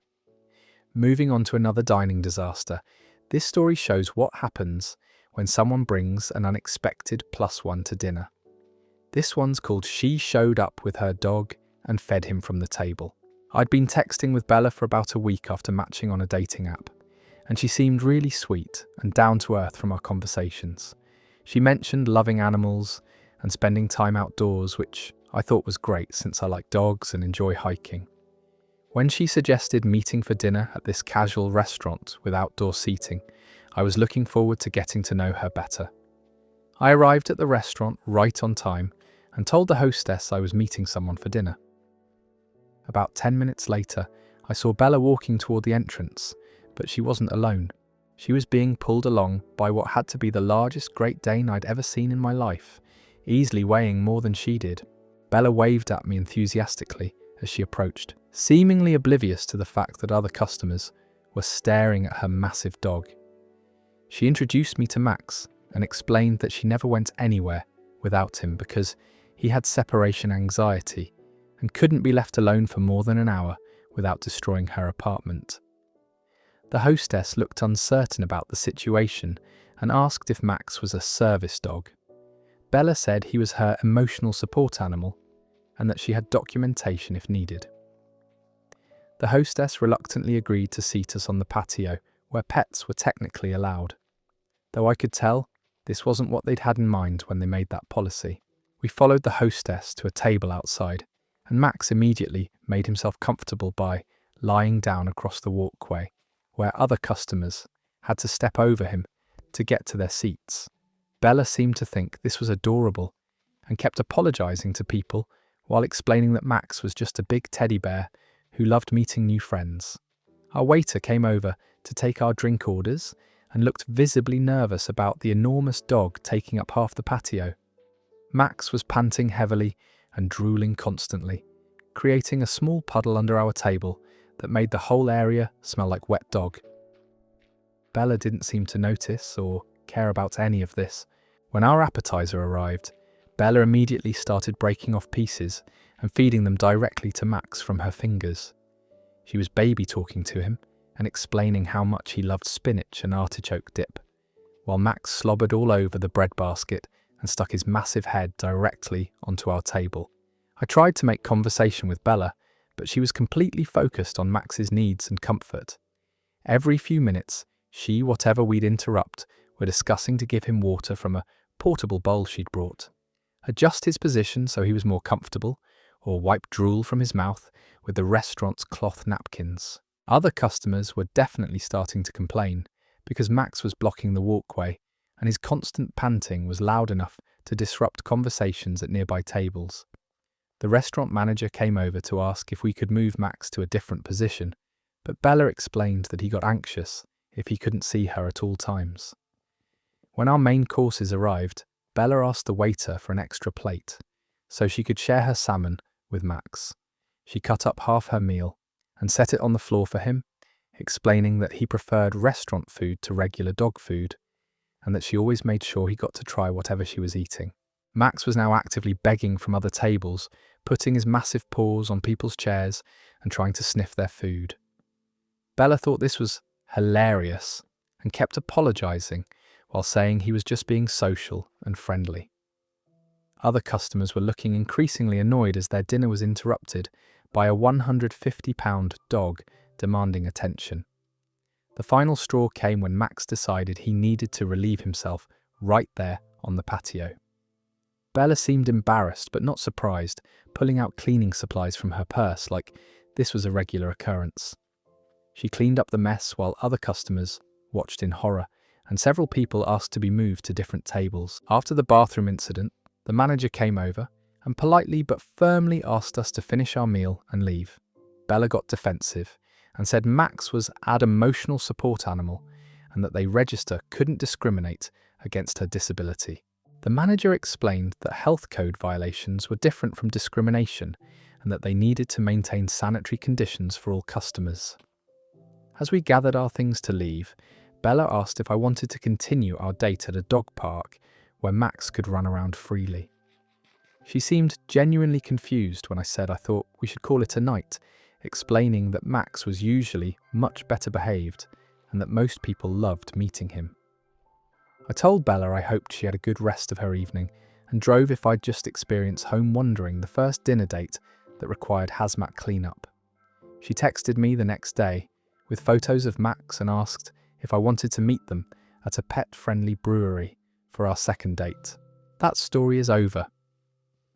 Bella basically brought a small horse to dinner and then acted surprised when other people weren't thrilled about sharing with her their meal-slobbering companion. The idea that a Great Dane belongs on a restaurant patio, eating off plates and relieving himself wherever he pleases, shows a complete disconnect from social norms. Max probably had a better dining experience than anyone else there. Our next story comes from someone who learned that some people have very specific financial expectations for potential partners. This one's called "He Asked Me to Pay for His Car Insurance." I'd been chatting with Paul through a dating app for about 2 weeks, and he seemed really sweet and thoughtful from our conversations. He worked in retail and was always asking about my day and remembering details from our previous chats. When he suggested meeting for dinner at this nice seafood restaurant, I was excited to finally meet him in person. Paul was waiting for me when I arrived at the restaurant, and he looked exactly like his photos, which was a relief after some previous dating app experiences. He greeted me with a hug and seemed genuinely happy to see me, complimenting my dress and saying how beautiful I looked. We started with normal first date conversation about our jobs, families, and interests. Paul was easy to talk to and seemed really interested in getting to know me better. He asked thoughtful questions about my career in graphic design and shared funny stories about working in customer service at his retail job. About 40 minutes into dinner, Paul's phone started buzzing with notifications, and he kept glancing at it with an increasingly worried expression. When I asked if everything was okay, he apologized and said he was getting automated reminders about some bills that were due soon, but that he didn't want to let it ruin our evening.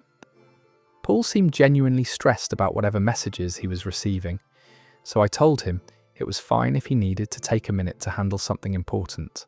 He thanked me for being understanding and quickly opened his phone to check what was apparently an urgent financial matter. After looking at his phone for a few minutes, Paul put it away and apologized again for the distraction. He explained that he was dealing with some temporary money problems because his hours had been cut at work recently, and he was struggling to keep up with all his monthly expenses. I expressed sympathy for his situation since I knew how stressful financial problems could be, especially when they affect your ability to maintain basic necessities like transportation and housing. Paul seemed grateful that I was being supportive rather than judgmental about his temporary difficulties. That's when Paul mentioned that one of his biggest concerns was that his car insurance payment was overdue, and if he didn't pay it by tomorrow, his policy would be cancelled. He explained that losing his insurance would mean he couldn't legally drive to work, which would make his financial situation even worse. Paul looked really embarrassed as he told me about his insurance problem, and I felt bad that he was dealing with such stress while trying to enjoy our first date. When I asked how much the payment was, he said it was $350, which seemed like a reasonable amount for 6 months of coverage. Then Paul did something that completely caught me off guard. He looked me directly in the eye and asked if I would consider helping him with the insurance payment as a way of showing that I was serious about getting to know him better. He said it would mean the world to him and that he'd pay me back as soon as his next paycheck came in. I was stunned by this request because we'd known each other for exactly 2 hours in person, and he was asking me to cover a significant expense for him. I tried to process what was happening while Paul continued explaining how much this would help him and how grateful he would be. Paul said he wouldn't normally ask someone for money, but that he felt like we had a real connection and that people who care about each other should be willing to help during difficult times. He mentioned that his last girlfriend had been really supportive during his financial struggles and that it had brought them closer together. When I hesitated to respond, Paul pulled out his phone and showed me the insurance company's website, where I could supposedly pay his bill directly online. He said this way, I'd know the money was actually going toward his car insurance and not being used for anything else. I told Paul that while I sympathised with his situation, I wasn't comfortable lending money to someone I'd just met in person for the first time. He seemed disappointed and said he understood, but then asked if I might reconsider after we got to know each other better over the next few weeks. Paul spent subtly bringing the rest of dinner up his financial problems and mentioning how much my help would mean to him. When the check came, he made a point of saying he hoped he could afford to take me somewhere nicer once his money situation improved, assuming I'd be willing to help him get back on his feet. As we walked to our cars after dinner, Paul asked if I'd thought any more about the insurance payment and whether I might be willing to help him out just this once. When I said I needed to think about it, he gave me his insurance company's information and said I could call them directly to make the payment if I changed my mind. I told Paul I'd be in touch and drove home wondering if I'd just been asked on a date or recruited as a financial advisor. He texted me multiple times over the next few days asking if I'd reconsidered helping with his car insurance, and eventually I had to block his number. That story is over.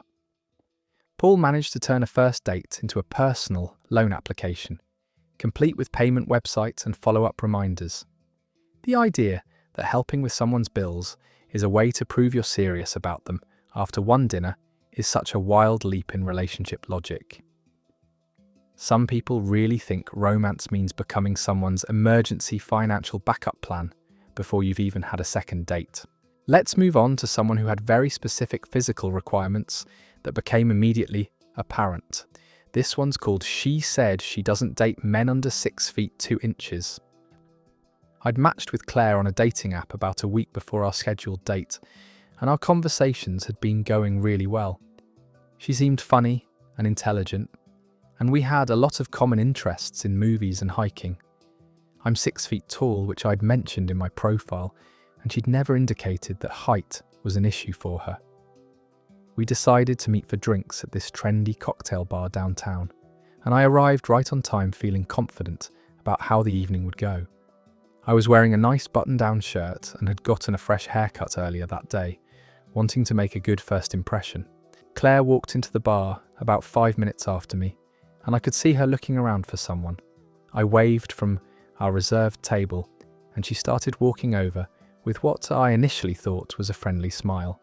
She looked exactly like her profile pictures, which was always a relief with online dating, but as Claire got closer to the table, her expression started to change.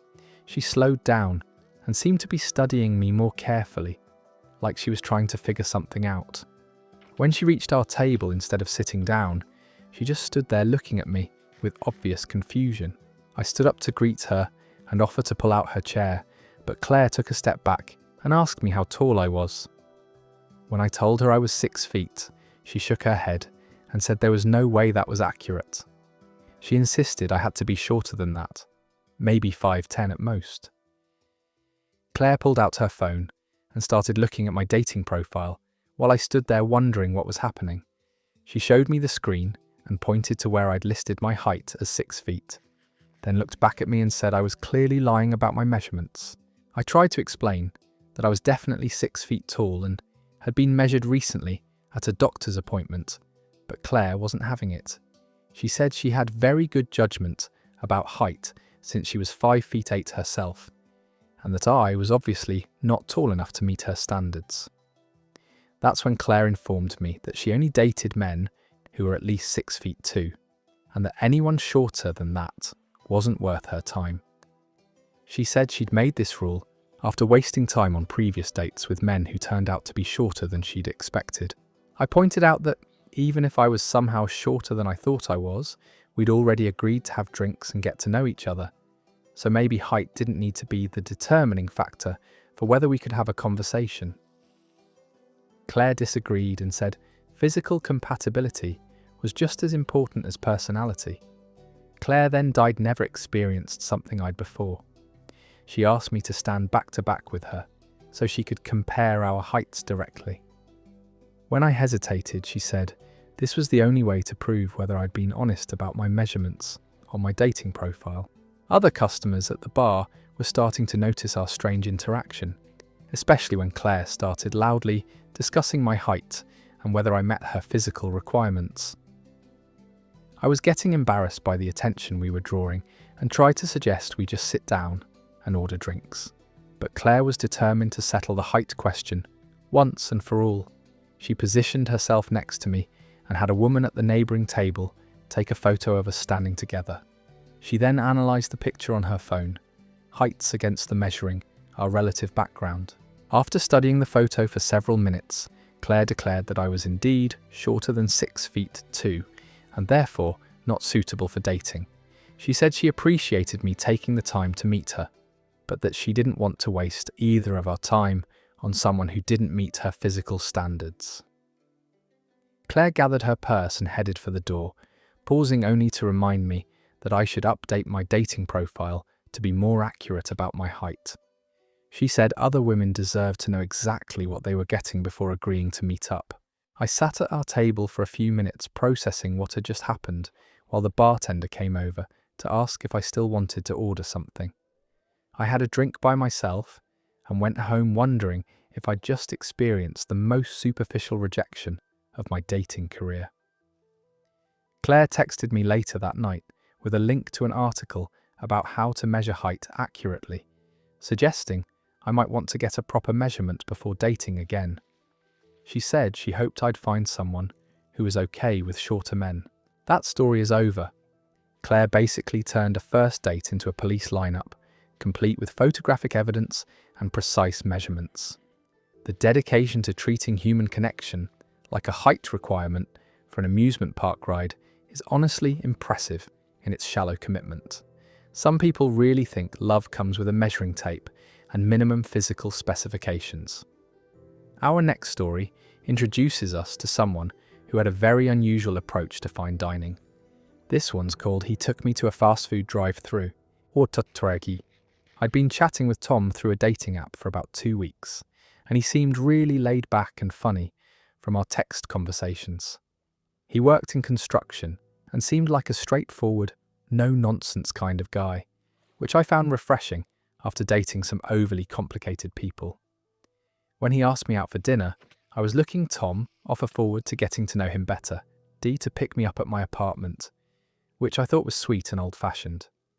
When he arrived, he was driving a pickup truck and seemed genuinely excited to see me, complimenting my outfit and saying how pretty I looked. I got in the passenger seat, expecting us to drive to whatever restaurant he'd chosen for our date. We started driving and making small talk about our weeks and interests. Tom seemed relaxed and confident, and I was enjoying the conversation as we made our way through the city.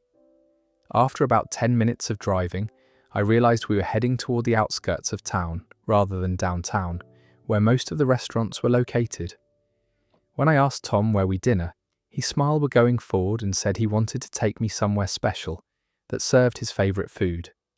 He seemed excited about his choice and said he thought I'd really enjoy trying something different from the usual first date spots. We pulled into the parking lot of a McDonald's, and I initially thought maybe Tom needed to use the bathroom or grab something quickly before we continued to our actual dinner destination. But instead of parking, he drove straight to the drive-thru lane and rolled down his window. Tom turned to me with this big grin and said, "Welcome to the best restaurant in town." When I realised he was serious about this being our dinner destination, I was speechless. He started studying the menu board like he was choosing between fine dining options, asking me what I wanted to order from the drive-thru. I asked Tom if he was joking about having dinner at McDonald's for our first date, and he seemed genuinely confused by my question. He said he ate there all the time and that their food was consistently good and affordable, which made it perfect for getting to know someone without breaking the bank. When we reached the drive-thru window, Tom confidently ordered 2 Big Mac meals for himself, a large fry and an apple pie for dessert. He then turned to me, and asked what I wanted, but I was still processing that this was actually happening and didn't know how to respond. The drive-thru employee was waiting for my order while Tom encouraged me to pick something, saying everything on the menu was great and that I couldn't go wrong with any choice. I reluctantly ordered a small fries because I felt like I had to order something, even though this wasn't exactly what I'd had in mind for dinner. Tom paid for our food and seemed pleased with himself for covering the check, which came to less than $15 total. He drove us to a parking spot in the McDonald's lot and handed me my fries while unwrapping his first burger, apparently planning for us to eat our entire date meal in his truck. I tried to make the best of the situation and asked Tom about his work and hobbies while we sat in the parking lot eating fast food. But it was hard to have a romantic conversation while watching him devour 2 burgers and a large fry in record time, periodically offering me some of his apple pie. Tom seemed completely satisfied with the date setup and kept commenting on how good the food was and how smart he was for choosing a place that wouldn't take forever to get our order. He said most restaurants were overpriced and pretentious anyway, and that McDonald's was honest food for honest people. After we finished eating, Tom asked if I wanted to hang out longer, or if I was ready to head home. When I said I was probably ready to call it a night, he seemed disappointed and said he'd hoped we could maybe catch a movie at the drive-in theatre next, making it a double feature of car-based entertainment. During the ride back to my apartment, Tom asked if I wanted to do something similar next weekend, mentioning that there was a really good Taco Bell across town that he'd been wanting to try. He seemed to think the evening had gone perfectly and that I'd be excited about exploring more drive-thru options together. When we pulled up to my building, Tom walked me to my door and asked if I'd had a good time. I thanked him for dinner and said I'd let him know about next weekend, then went inside wondering if I'd just experienced the most budget-conscious date in history. Tom texted me the next day asking if I wanted to try KFC for our second date, explaining that Tuesday was half-price bucket night and it would be an even better deal than McDonald's. I eventually had to explain that I was looking for something a little more traditional for future dates. That story is over. Tom managed to turn dinner and a movie into drive-thru and a parking lot, complete with value meal pricing and no atmosphere whatsoever. The confidence required to present McDonald's as a special dining experience while eating 2 burgers by yourself in a truck is genuinely something to behold. Some people really think romance is measured in cost per calorie rather than effort and thoughtfulness. Let's move on to someone who had some very strong religious convictions they wanted to share. This one's called "She Tried to Convert Me to Her Religion." I'd matched with Julia on a dating app about a week before our dinner date, and she seemed really sweet and thoughtful from our conversations. She worked as an elementary school teacher and seemed to have a good heart, always asking about my day and sharing positive stories about her students. When she suggested meeting at this quiet restaurant downtown, I was looking forward to getting to know her better. Julia was already seated when I arrived, and she looked lovely in a simple dress with her hair pulled back neatly. She stood up to give me a hug and seemed genuinely excited to finally meet in person. The restaurant she'd chosen was cozy with soft lighting, perfect for having a good conversation. We started with normal first date topics about our work and families. Julia was passionate about teaching and had some really heartwarming stories about helping her students overcome challenges. I was impressed by how much she cared about making a difference in children's lives and found her dedication really attractive. About 20 minutes into dinner, Julia mentioned that she'd been praying for our date to go well and that she always asked God to guide her in relationships. She said faith was really important to her and that she hoped I was open to discussing spiritual matters since they were such a big part of her life. I told Julia that while I wasn't particularly religious myself, I respected people who found meaning and comfort in their faith. She seemed pleased by this response and said she thought God brought people together for reasons and that maybe our meeting was part of his plan for both of us. Julia reached into her purse and pulled out a small Bible, setting it on the table between us like it was part of the table setting.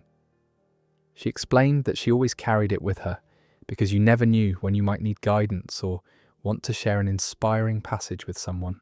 When our appetizers arrived, Julia insisted we say grace before eating, which I went along with out of politeness, even though it felt a bit formal for a restaurant setting. She said a lengthy prayer, thanking God for our food, our safety, and for bringing us together on this special evening. As we continued talking, Julia started working biblical references into every topic of conversation. When I mentioned enjoying hiking, she talked about Jesus going into the mountains to pray. When I shared a funny story about my job, she related it to a parable about honest work and serving others. About halfway through our main courses, Julia opened her Bible and said she wanted to share a passage that had been on her heart lately. She read several verses about love and partnership, explaining how they related to finding a godly spouse and building a relationship founded on Christian principles. Julia then asked me directly about my relationship with Jesus and whether I'd ever considered accepting him as my personal saviour. When I said I wasn't really sure where I stood on religious matters, she seemed concerned and said she'd been hoping to meet someone who shared her faith commitment.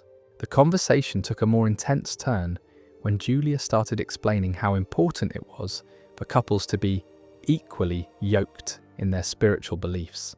She said she'd learned from past relationships that dating someone who wasn't committed to Christ led to problems and ultimately heartbreak. Julia pulled out her phone and started showing me photos from her church activities, including Bible study groups, missionary trips, and youth ministry work. She explained that these activities took up most of her free time, and that she'd need a partner who could participate alongside her in serving God. When I tried to steer the conversation back to getting to know each other personally, Julia said that knowing someone's heart for God was more important than learning about their hobbies or career goals. She opened her Bible again and read more passages about the importance of spiritual compatibility in marriage. As we finished dinner, Julia asked if I'd be interested in visiting her church on Sunday to see what it was all about. She said her pastor gave amazing sermons and that the congregation was very welcoming to newcomers who were seeking truth and salvation. When I hesitated to commit to attending church services, Julia seemed disappointed and said she'd been hoping I'd be more open to exploring faith. She explained that she couldn't seriously date someone who wasn't willing to grow spiritually and potentially accept Christ into their life. During the drive back to my apartment, Julia continued trying to convince me to give Christianity a chance, explaining how much joy and purpose it had brought to her own life. She said she'd be happy to study the Bible with me and help me understand God's plan for salvation. Julia texted me later that night with links to online sermons and Christian dating advice articles, saying she hoped I'd take time to really consider what we'd discussed. When I didn't respond enthusiastically, she sent more resources about finding faith and accepting Jesus. That story's over. Julia basically turned dinner into an evangelical outreach program, complete with biblical readings and conversion attempts between courses. The idea that spiritual compatibility means actively recruiting your date to join your religion rather than simply sharing your beliefs shows a complete misunderstanding of personal boundaries. Some people really think first dates are missionary opportunities instead of chances to get to know someone as an individual. Our next story comes from someone who encountered a very unique approach to intellectual compatibility. This one's called "He Made Me Take an IQ Test."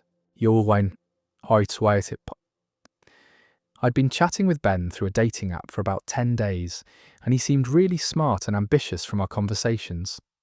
He worked as an engineer and was always sharing interesting articles about technology and science, which I found attractive since I appreciate intelligence and curiosity.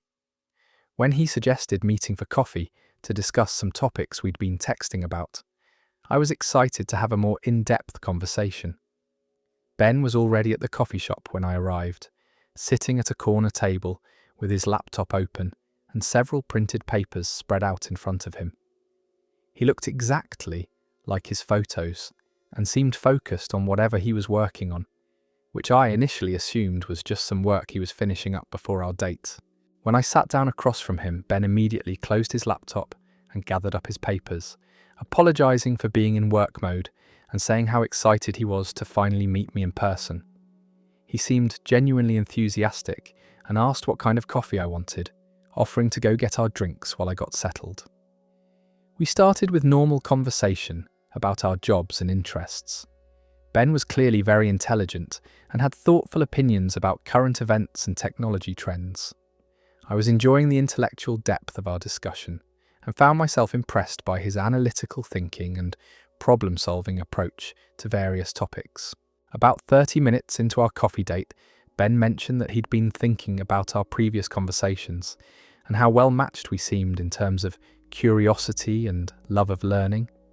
He said intellectual compatibility was really important to him in relationships and that he'd developed a way to assess whether potential partners shared his cognitive abilities. That's when Ben reached into his bag and pulled out a stack of printed papers that looked like some kind of test or questionnaire. He explained that he'd put together a brief intelligence assessment that would help us determine if we were intellectually compatible enough to pursue a romantic relationship together. I thought Ben was joking at first and laughed, but he seemed completely serious about wanting me to take this test. He spread the papers out on our coffee shop table and handed me a pen, explaining that it should only take about 20 minutes to complete and would give us valuable insight into our cognitive compatibility. The test consisted of logic puzzles, math problems, vocabulary questions, and spatial reasoning challenges. Ben sat across from me with a stopwatch, timing my progress and making notes on a separate sheet of paper. Other customers in the coffee shop were definitely starting to stare at our unusual table setup. I tried to explain to Ben that this felt more like a job interview than a date, but he insisted that intellectual matching was the foundation of any successful long-term relationship. He said he'd learned from past dating experiences that cognitive differences caused communication problems and eventual incompatibility. Ben watched me work through the test questions, occasionally making encouraging comments, but mostly just observing and taking notes. When I struggled with some of the more advanced math problems, he offered hints but seemed disappointed that I needed assistance with what he considered basic calculations. After I finished the test, Ben immediately started grading it right there at our coffee shop table. He had an answer key and was marking my responses with a red pen, tallying up my correct and incorrect answers. The whole process felt incredibly impersonal and judgmental. When Ben finished scoring my test, he looked at the results with what appeared to be mild disappointment. He explained that while my score was adequate, it was somewhat lower than what he typically looked for in a potential partner. He showed me a chart he'd created ranking different IQ ranges and their relationship compatibility. Ben said my score indicated that I was intelligent enough for casual conversation, but that we might struggle with deeper intellectual discussions or collaborative problem solving. He suggested that this could lead to frustration and mismatched expectations in a long-term relationship.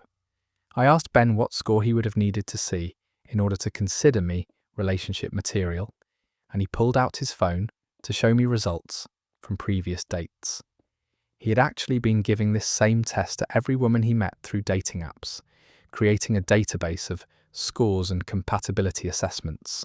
When I pointed out that intelligence comes in many forms and that a 20-minute test couldn't possibly capture someone's full cognitive abilities, Ben disagreed and said standardized testing was the most objective way to measure intellectual capacity and predict relationship success. As we prepared to leave the coffee shop, Ben thanked me for taking the test and said he'd be in touch once he'd had time to fully analyze my results and determine if we should pursue a second date. He gathered up his papers and put everything back in his organized folder system. Ben texted me the next day with a detailed breakdown of my test performance, including areas where I'd done well and suggestions for improving my weaker cognitive skills. He said that while I hadn't qualified for his preferred intellectual tier, he'd be willing to consider a friendship if I was interested in that instead. That story is over. Ben managed to turn a coffee date into a standardized testing session, complete with grading rubrics and performance analysis. The idea that you can determine a romantic compatibility through math problems and logic puzzles shows just how far some people will take their intellectual superiority complex. The confidence to make someone solve math problems during what was supposed to be a romantic evening is genuinely unhinged. Ben basically treated dating like a college admissions process where love requires a minimum test score.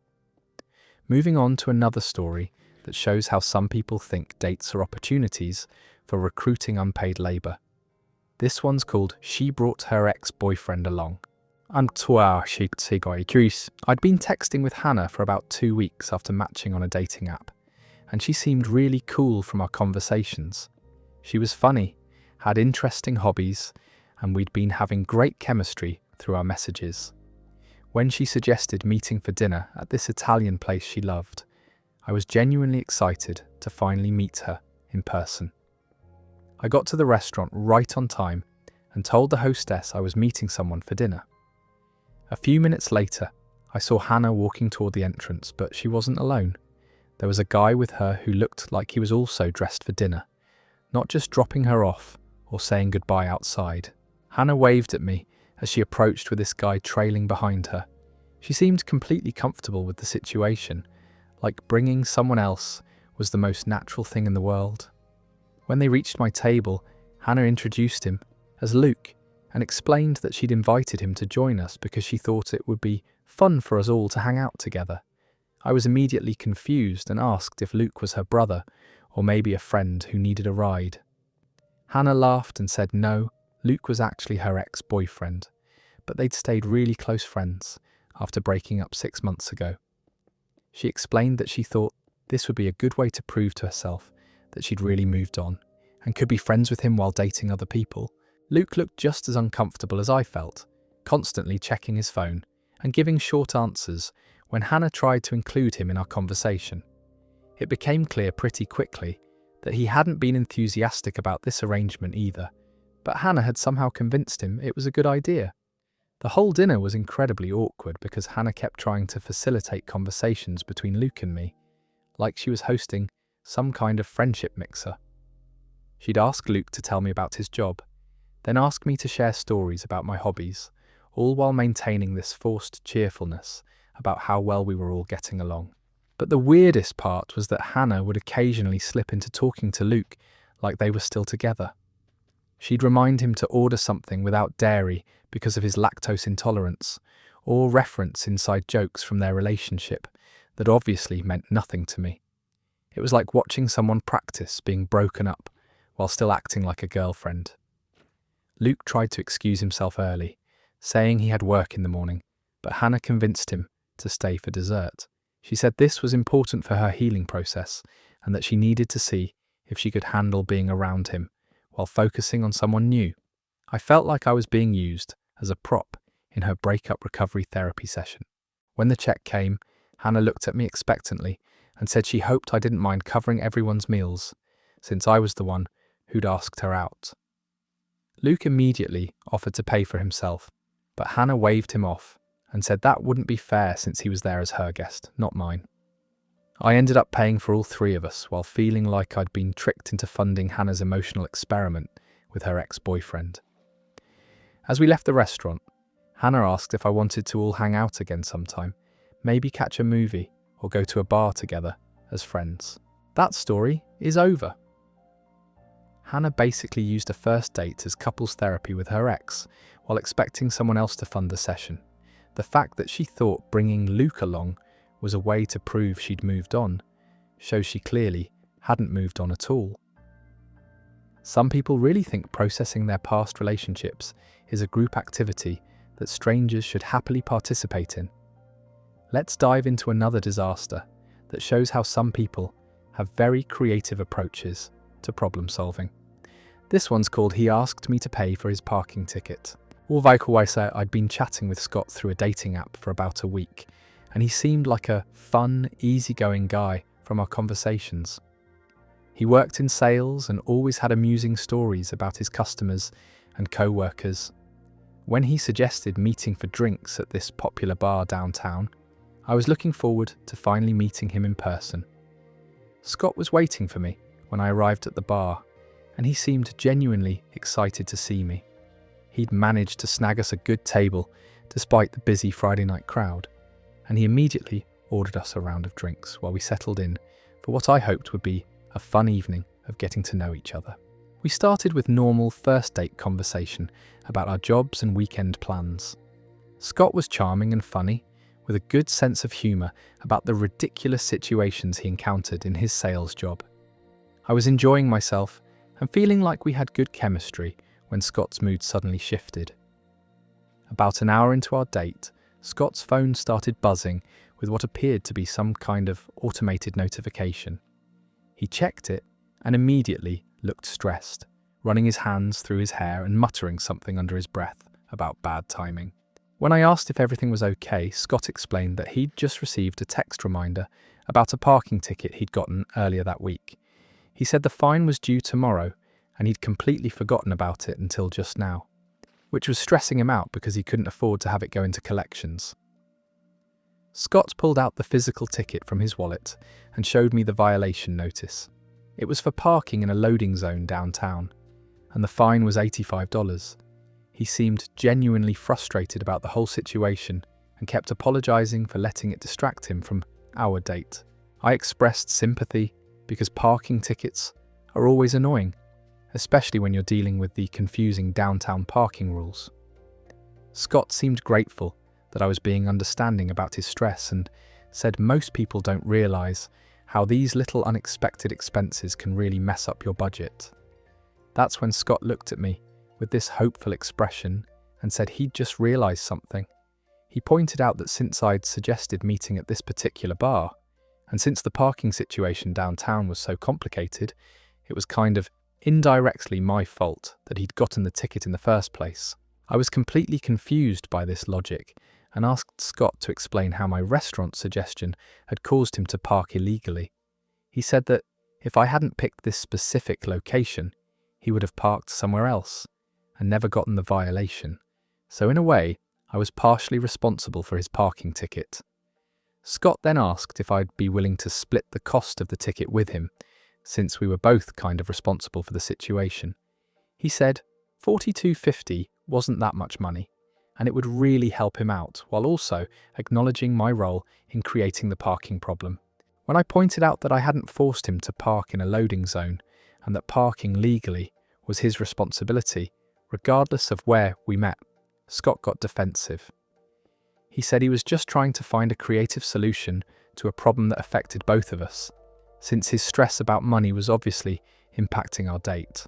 Scott pulled out his phone and showed me the parking payments app, explaining how easy it would be for me to just cover half the fine right now, so we could both stop worrying about it and focus on having a good time together.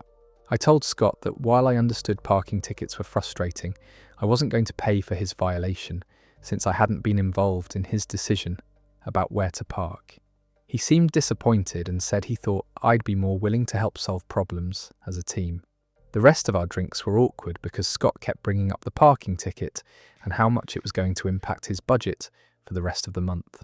When we finished and prepared to leave, he made one last attempt to convince me that splitting the cost was the thing to do. Fair. As we walked to our cars, Scott pointed out that his parking spot and said he'd only parked there because he was nervous about being late for our date and didn't want to keep me waiting. He seemed to think this made me more responsible for his poor parking choice. I told Scott I hoped he was able to get the ticket sorted out and drove home, wondering if I'd just experienced the most creative attempt at financial responsibility shifting in dating history. He texted me the next day asking if I'd reconsidered helping with the parking fine. That story is over. Scott managed to blame his date for his own illegal parking while asking her to fund his poor decision-making. The mental gymnastics required to make someone else responsible for your traffic violations is truly impressive. Some people really think shared responsibility means other people paying for their mistakes. Moving on to someone who had some very specific living arrangement preferences. This one's called "She Told Me She Still Lives with Her Ex." Yeah. I'd been talking Lauren to through a dating app for about 10 days, and our conversations had been going really well. She seemed mature and had her life together, working as a nurse and talking about her career goals and travel plans. When she suggested meeting for dinner at this cozy restaurant she knew, I was excited to finally meet her face to face. Lauren was already seated when I arrived at the restaurant, looking exactly like her profile photos and greeting me with a warm smile. She'd chosen a nice table by the window, and we immediately fell into easy conversation about our work and shared interests in hiking and cooking. About 30 minutes into dinner, Lauren mentioned something about needing to get home at a reasonable hour because she had an early shift at the hospital the next morning. When I asked where she lived, she said she had a place about 15 minutes away in a quiet neighbourhood that she really loved. Lauren started describing her living situation, talking about how she'd found this great 2-bedroom house with a big backyard, that perfect for her dog. She seemed really happy with the setup and mentioned that splitting the rent made it affordable even on a nurse's salary. That's when I asked who her roommate was, assuming it was probably a friend from work or maybe someone she'd met through a roommate finding app. Lauren's answer completely caught me off guard. She said her roommate was actually her ex-boyfriend, Marcus, who she'd been with for 3 years before they broke up about 8 months ago. I tried to process this information while Lauren continued explaining their arrangement, like it was the most normal thing in the world. She said they'd signed a 2-year lease together right before their relationship ended, and since they couldn't afford to break it, they decided to just continue living as roommates. Lauren assured me that she and Marcus were completely over romantically, and that they'd worked out a system for sharing the house that respected both of their privacy and dating lives. She said they had separate bedrooms, and basically lived like any other platonic roommates would. When I asked how it worked when either of them wanted to bring dates home, Lauren said they'd established some ground rules about giving each other advance notice and being respectful about overnight guests. She seemed to think this was a perfectly reasonable solution to their lease situation. But then Lauren mentioned something that made me even more uncomfortable.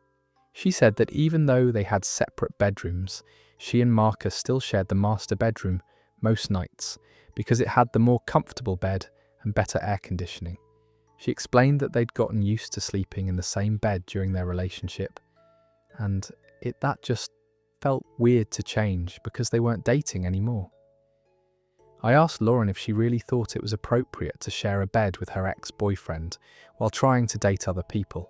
She said it was purely practical and that they'd established clear boundaries about it being platonic sleeping arrangements only. Lauren seemed confused about why I was asking so many questions about her living situation and said that lots of people have unconventional roommate arrangements. She pointed out that rent was expensive and that she and Marcus had found a way to make their situation work for both of them financially. When I explained that most people would find it strange to date someone who still lived and slept with their ex-boyfriend, Lauren got defensive. She said people who were secure in themselves wouldn't be threatened by her practical living arrangement, and that jealousy was an unattractive quality in potential partners. Lauren spent the rest of dinner trying to convince me that her situation with Marcus was completely innocent and that I was being unnecessarily suspicious about something that was just a financial convenience. She said she'd be happy to introduce me to Marcus so I could see for myself that there were no romantic feelings between them. As we finished our meal, Lauren asked if I wanted to come back to her place for coffee and to meet Marcus, who she said would probably be home watching television. She seemed to think that seeing their roommate dynamic would reassure me about the appropriateness of their arrangement. I told Lauren I thought I should head home since I had an early morning too, and she seemed disappointed that I wasn't more open-minded about her living situation. She said she hoped I'd think about it and maybe be more understanding after I'd had time to process everything. Lauren texted me the next day with photos of her and Marcus's separate bedrooms, apparently trying to prove that they really did have distinct living spaces, even though they shared the master bed most nights. I never responded to her messages about giving their situation another chance. That story is over. Lauren basically described a marriage without the paperwork, while insisting it was just a roommate situation. The mental flexibility required to share a bed with your ex every night while dating other people is genuinely Olympic-level rationalization. Some people really think boundaries are more like suggestions when rent us to someone who a next story introduces money is involved. Our next story is about someone who found their true passion in life and wanted to share it extensively. This one's called He Talked About His Crypto Portfolio Non-Stop. I'd matched with Tyler on a dating app about a week before our scheduled dinner date, and he seemed interesting from our conversations. He worked in tech and seemed financially savvy, which I found attractive since I appreciated people who were responsible with money.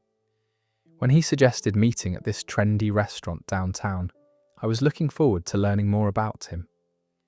Tyler was already seated when I arrived, with his laptop open on the table, and what appeared to be several financial documents spread out around his place setting.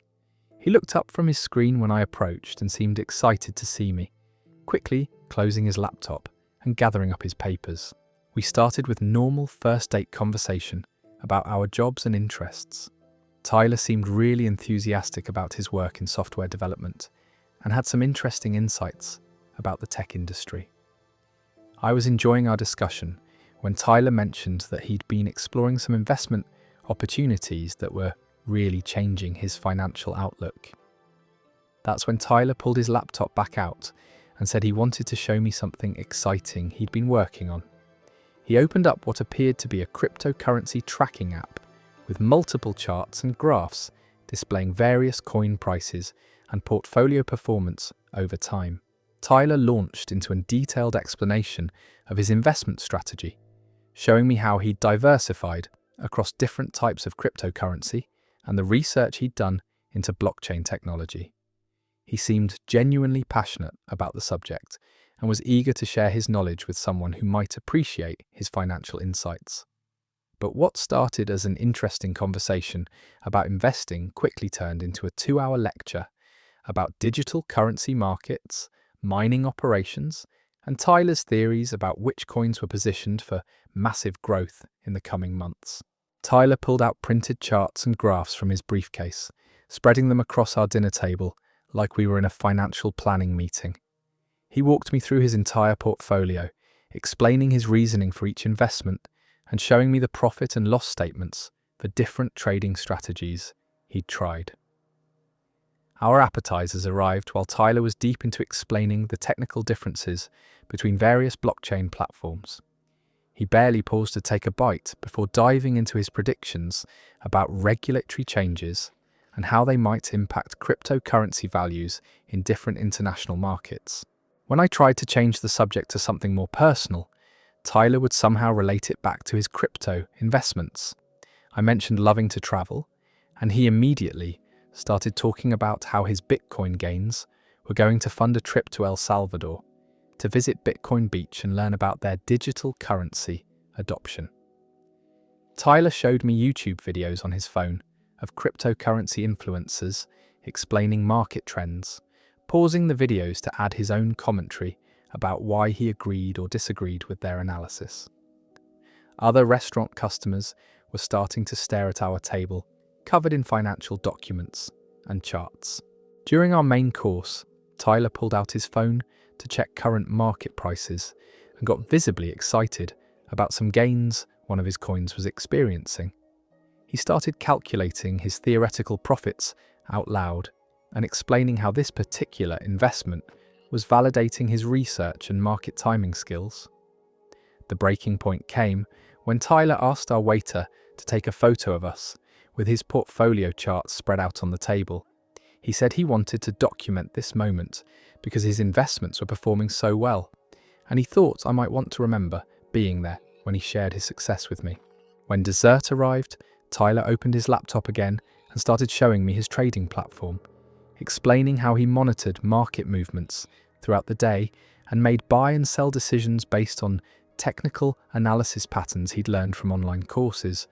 Tyler asked if I'd ever considered investing in cryptocurrency and said he'd be happy to help me set up accounts on his preferred trading platforms. He offered to share his research and maybe even coordinate some of our investment strategies so we could profit together from market opportunities. As we finished dinner, Tyler was still talking about his theories regarding the future of digital currency and how early adopters, like himself, were positioned to benefit from mainstream adoption. He seemed completely energized by the topic and said he could talk about it for hours. When we left the restaurant, Tyler asked if I wanted to continue our discussion over drinks, mentioning that he had some new market analysis he wanted to show me on his laptop. He seemed genuinely surprised when I said I was probably ready to call it a night. Tyler texted me the next day with screenshots of his portfolio performance and links to cryptocurrency news articles he thought I'd find interesting. When I didn't respond enthusiastically, he sent more market analysis and asked if I wanted to attend a crypto meetup with him the following weekend. That story is over.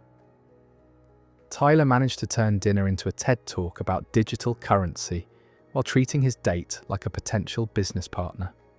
The dedication to bringing printed charts and a laptop to a romantic restaurant shows a complete inability to read social situations. Some people really think sharing their investment portfolio is the same thing as sharing their personality. Let's move on to someone who had developed a very modern approach to career planning. This one's called "She Asked If I Wanted to Be on Her OF." I'd been texting with Jenna for about 2 weeks after matching on a dating app, and she seemed fun and outgoing from our conversations. She worked as a social media manager and was always posting interesting content about marketing and personal branding. When she suggested meeting for drinks at this upscale cocktail bar, I was excited to finally meet her in person. Jenna was already at the bar when I arrived, looking stunning and clearly comfortable in the trendy atmosphere. She'd secured us seats at a high-top table with a good view of the city, and she immediately started taking photos of our drinks and the ambience for what I assumed were her personal social media accounts. We started talking about our work and shared interests in photography and travel. Jenna was articulate and had some interesting perspectives on social media marketing that showed she really understood her industry. I was enjoying our conversation when Jenna mentioned that she'd been exploring some side projects to supplement her income. Jenna explained that she'd been building her personal brand online and had developed a pretty substantial following across different social platforms. She seemed proud of her success in growing her audience and talked about how she'd learned to monetize her content through sponsorships and affiliate marketing. About an hour into our date, Jenna pulled out her phone and started showing me some of her most popular posts, explaining the strategy behind different types of content and how she'd figured out what her audience responded to most enthusiastically. That's when Jenna mentioned that she'd recently launched an OF account as a way to create premium content for her most dedicated followers. She explained it as a natural extension of her personal branding work and a way to have more control over her content monetization. Jenna seemed excited about this new venture and started showing me the subscriber analytics and revenue projections she'd been tracking. She talked about it like any other business opportunity, explaining her content strategy and how she'd been growing her subscriber base through cross-promotion on other platforms. But then Jenna's conversation took an unexpected turn. She looked at me directly and said she'd been thinking about our chemistry and how attractive we looked together. She asked if I'd ever considered doing content creation work and whether I might be interested in collaborating with her on some projects. When I asked what kind of collaboration she had in mind, Jenna explained that couples content performed really well on Oath and that she thought we'd make an attractive team. She said she'd been looking for someone who was comfortable on camera and open to exploring content creation as a revenue stream. Jenna pulled out her phone and started showing me examples of successful couples on the platform, explaining how much money they were making and how she thought we could develop our own unique brand and content style. She seemed to have put serious thought into this business proposal. I was completely caught off guard by this suggestion and asked Jenna if she was serious about wanting me to join her of account after knowing me for exactly 2 hours. She said she had good instincts about people and could tell that I'd be comfortable with the work and that we had natural chemistry on camera. Jenna explained that she wasn't suggesting anything too explicit right away, but that we could start with some mild couple content and see how subscribers responded. She said the earning potential was significant and that it could be a fun way for us to spend time together while building a business.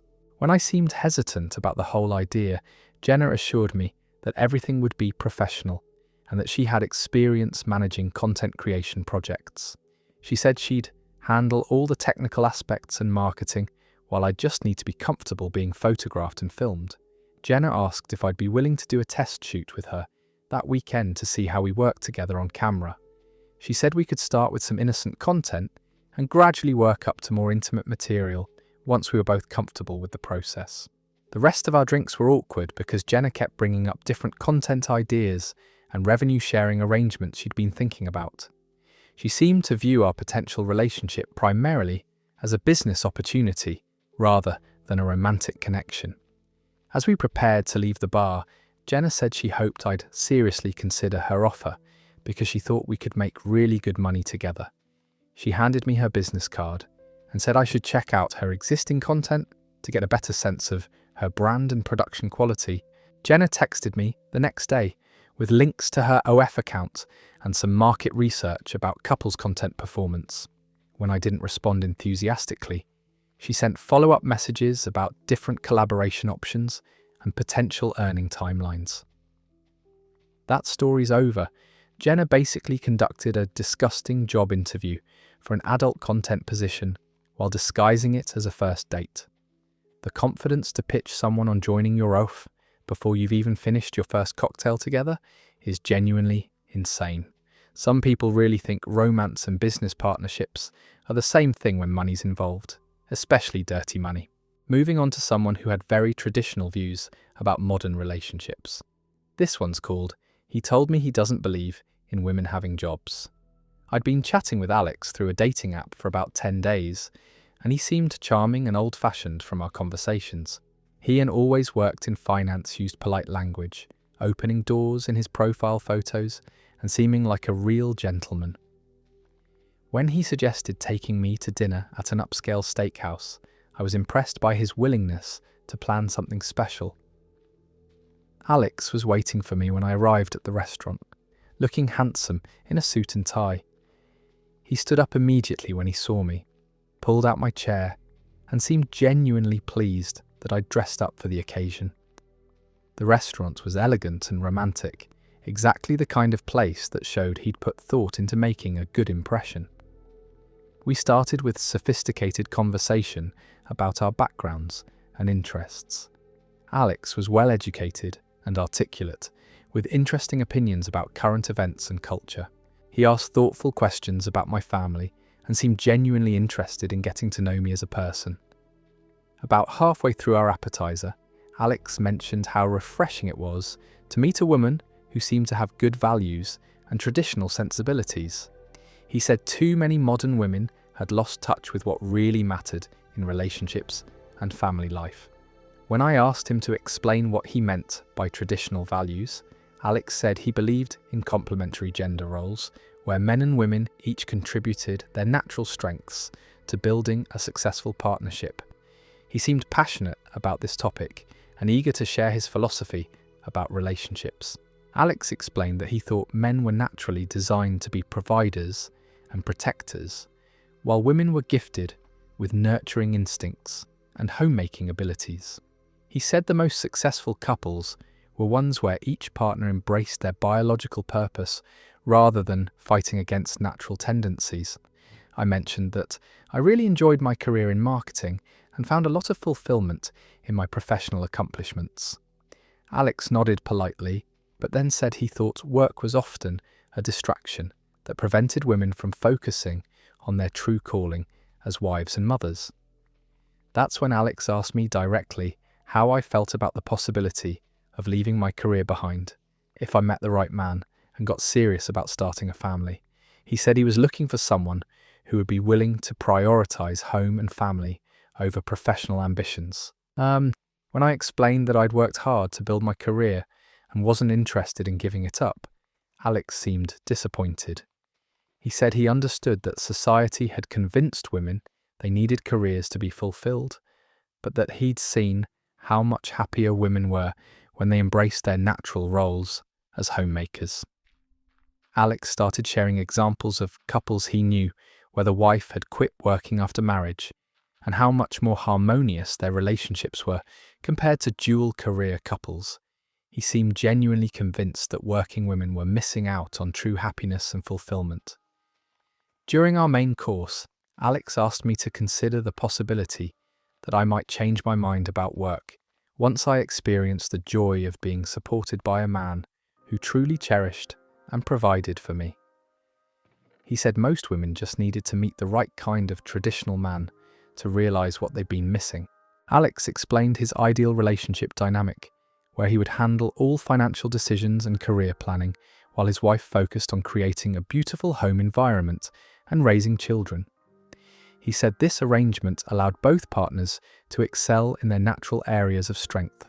When I pointed out that many women find careers personally rewarding and wouldn't be happy depending entirely on someone else financially, Alex said he thought that was just social conditioning talking. He insisted that deep down, all women wanted to be taken care of by a strong, capable man. Alex asked if I'd ever considered what it would feel like to wake up each morning without the stress of work deadlines and office politics, instead spending my time on creative pursuits like cooking, decorating, and nurturing relationships. He seemed to think this sounded like paradise. When I told Alex that I genuinely enjoyed the challenges and achievements that came with my career, he seemed puzzled by my response. He said he'd never met a woman who truly preferred the corporate world over the comfort and security of being cared for by a devoted husband. Alex then asked me how I expected to balance a demanding career with raising children properly. He said he believed children needed their mother's full attention during their formative years, and that daycare was a poor substitute for maternal guidance and love. As we finished dinner, Alex made what he clearly thought was a generous offer. He said that if we continued dating and things got serious, he'd be willing to support me while I transitioned away from my career gradually. He presented this like he was offering me the opportunity of a lifetime. Alex explained that he made enough money to support a family comfortably, and that he'd always dreamed of having a wife who could dedicate herself fully to creating a warm, welcoming home. He said modern women didn't realize how much stress they'd be relieved of by embracing traditional roles. When the check arrived, Alex paid without hesitation and said this was exactly the kind of arrangement he envisioned for our relationship. He would handle all financial responsibilities while I focused on the things women were naturally better at, like emotional support and creating a beautiful living environment. As we walked to our cars, Alex asked if I'd be willing to think seriously about what he'd shared and whether I might be open to exploring a more traditional relationship dynamic. He said he could tell I was different from other career-focused women, and that maybe I just needed the right encouragement to embrace my feminine nature. Alex texted me the next day with articles about the benefits of traditional marriage and stay-at-home motherhood. When I didn't respond enthusiastically, he sent more resources about how dual-career couples had higher divorce rates and less satisfied children. That story's over. Alex basically pitched domestic servitude like it was a luxury vacation package, complete with the promise of handling all those pesky financial decisions for me. The confident assumption that every woman secretly wants to abandon her career and independence is such a wild misunderstanding of human motivation. Some people really think progress means going backwards 50 years in relationship dynamics. Our next story comes from someone who discovered their date wasn't quite as emotionally available as advertised. This one's called She Said She Wasn't Over Her Ex. I'd been talking to Stephanie through a dating app for about a week and a half, and she seemed ready to move on from her past relationship. She'd mentioned being single for about 4 months and seemed excited about meeting new people and getting back into dating. When she suggested dinner at this cozy restaurant she liked, I was looking forward to getting to know her better. Stephanie was already seated when I arrived, looking exactly like her profile photos, and seeming genuinely happy to see me. She'd chosen a nice table in a quiet corner, where we could talk without too much background noise, and she immediately started asking about my drive over and whether I'd had trouble finding parking. We began with normal first date conversation about our jobs and hobbies. Stephanie worked as a graphic designer and had some interesting projects she was passionate about.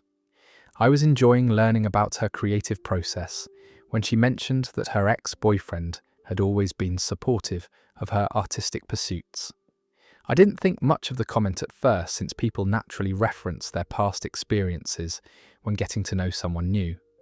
But as our conversation continued, Stephanie kept bringing up her ex-boyfriend, Marcus, in various contexts, always speaking about him fondly and with obvious affection. About 30 minutes into dinner, Stephanie's phone started buzzing with what appeared to be a text message. She glanced at it and immediately smiled, then looked up at me apologetically and said it was Marcus checking in on how her evening was going. When I asked if that was normal for her ex-boyfriend to be texting her during dates, Stephanie explained that she and Marcus had remained really close friends after their breakup. She said they talked every day and that he was one of the most important people in her life. Stephanie showed me the text message, which said something like, "Hope you're having fun tonight, but not too much fun."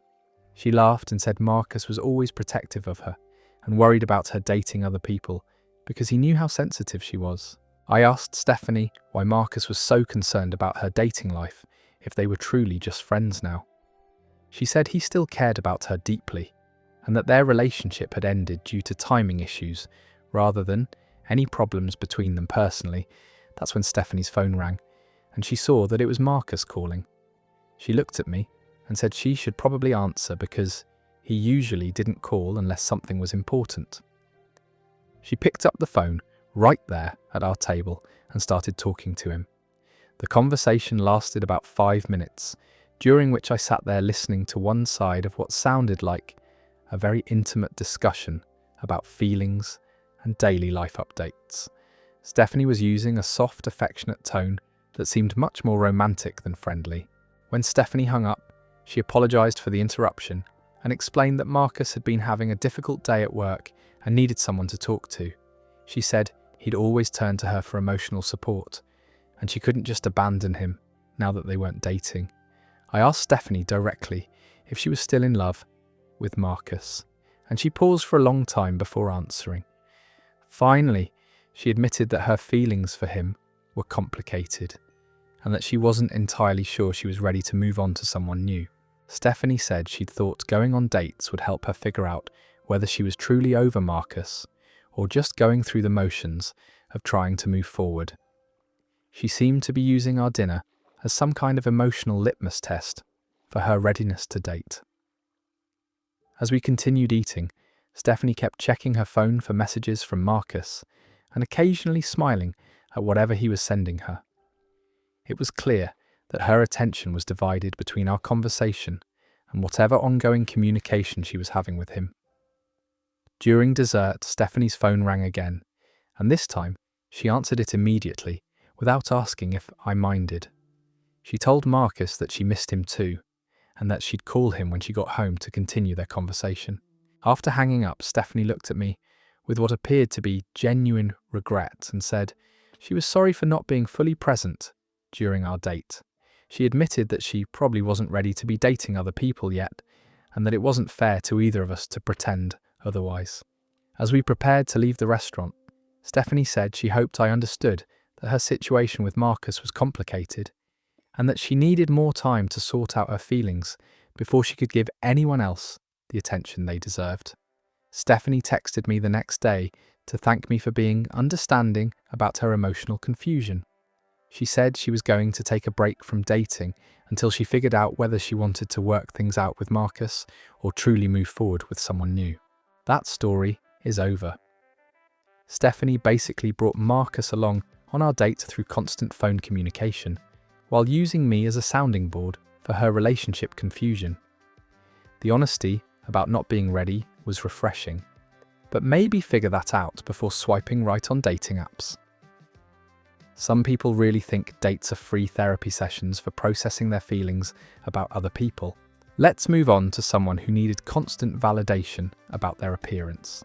This one's called "He asked me to rate his outfit on a scale of 1 to 10. I'd been texting with Matt for about a week after matching on a dating app, and he seemed confident and well dressed from his profile photos. He worked in fashion retail and always looked put together in his pictures, which I found attractive since I appreciated people who took care of their appearance. When he suggested meeting for dinner at this trendy restaurant downtown, I was excited to see his style in person. Matt was waiting for me when I arrived at the restaurant, and he was definitely dressed to impress. He was wearing what appeared to be an expensive outfit with coordinated accessories and perfectly styled hair. He immediately stood up when he saw me and seemed pleased that I'd also dressed up for the occasion. Before we even sat down, Matt asked me what I thought of his outfit and whether I liked the way he'd put everything together.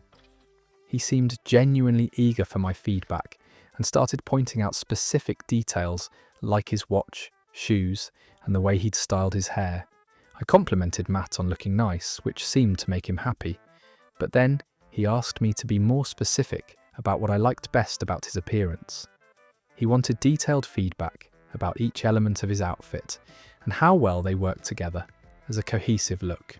As we were seated, Matt continued seeking reassurance about his appearance, asking if I thought his shirt colour was flattering and whether his haircut looked professional but still stylish. He seemed to need constant validation about every aspect of his presentation. About 20 minutes into dinner, Matt pulled out his phone and asked if I'd take some photos of him at our table. He said he wanted to document his outfit for his social media and that the restaurant's lighting was perfect for showing off his style choices. Matt spent several minutes posing for different shots, adjusting his posture and expression while asking me to take multiple angles. He seemed more focused on getting the perfect photo than on our conversation or getting to know each other. After reviewing the photos on his phone, Matt asked me to rate his overall look on a scale of 1 to 10. When I said he looked great and gave him an 8, his face immediately fell. He seemed genuinely upset and asked what was keeping him from being a 10. Matt started asking specific questions about what he could improve to achieve a higher rating. He wondered if his shirt was too tight, if his hair needed more product, or if his accessories were sending the right message about his personal style and attention to detail. I tried to explain that appearance wasn't something I typically rated numerically, and that 8 was actually a very high score, but Matt seemed fixated on achieving a perfect 10. He said his mother had always told him he was a 10, and that he wasn't used to receiving lower ratings. During our main course, Matt excused himself to go to the bathroom, but when he came back, he'd clearly spent time restyling his hair and adjusting his outfit. He asked if I thought he looked better now and whether his improvements had raised his rating. Matt then started rating other men in the restaurant, pointing out their style choices and asking me to compare his appearance to theirs. He seemed to view every other man as competition and wanted reassurance that he was the best dressed person in the room. When our server came by to check on us, Matt actually asked him what he thought of his outfit and whether he looked like someone who understood fashion. The poor waiter looked uncomfortable, but politely said Matt looked very nice. As we finished dinner, Matt asked me again for a final rating of his appearance, seeming to hope that spending more time together had somehow improved his score. When I maintained that 8 was a high rating, he sulked and said he'd never received less than a 10 before. Matt spent the rest of the evening checking his reflection in every surface we passed and asking if his appearance was holding up well throughout the night. He seemed more concerned with how he looked than with whether we were having a good time together. As we walked to our cars, Matt asked if I thought his outfit was appropriate for a second date and whether I had any suggestions for how he could achieve a 10 rating next time. He seemed to think fashion advice was more important than personality compatibility. Matt texted me photos of 3 different outfit options the next day, asking me to help him choose which one would be most likely to earn a perfect score from future dates. When I didn't respond with detailed fashion feedback, he seemed confused about why I wasn't more invested in his styling decisions. That story is over. Matt basically turned dinner into a fashion photo shoot where he was both the model and the photographer. The emotional devastation of receiving an 8 out of 10 shows someone whose self-worth depends entirely on external validation. Some people really think relationships are just ongoing appearance competitions, where love comes with scorecards. Our next story introduces us to someone with very specific family feeding requirements. This one's called She Tried to Order 15 to-go meals. I'd been chatting with Sophie through a dating app for about 2 weeks, and she seemed really sweet and family-oriented from our conversations. She often talked about her close-knit family and how much she enjoyed cooking for people she cared about. When she suggested meeting for dinner at this popular Italian restaurant, I was looking forward to finally meeting her in person. Sophie arrived right on time, looking lovely and seeming genuinely excited about our date.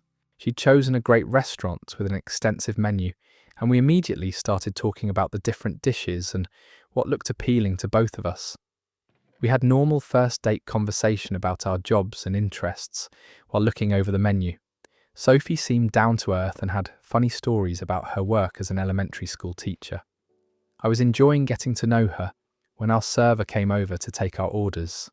I ordered my entree and expected Sophie to choose something for herself as well.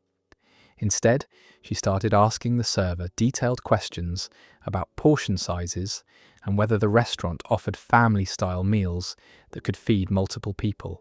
Sophie explained to our confused server that she was wondering if it would be possible to order several complete meals to go along with our dine-in orders. She said she had a large family at home and thought it would be nice to bring everyone dinner from such a nice restaurant.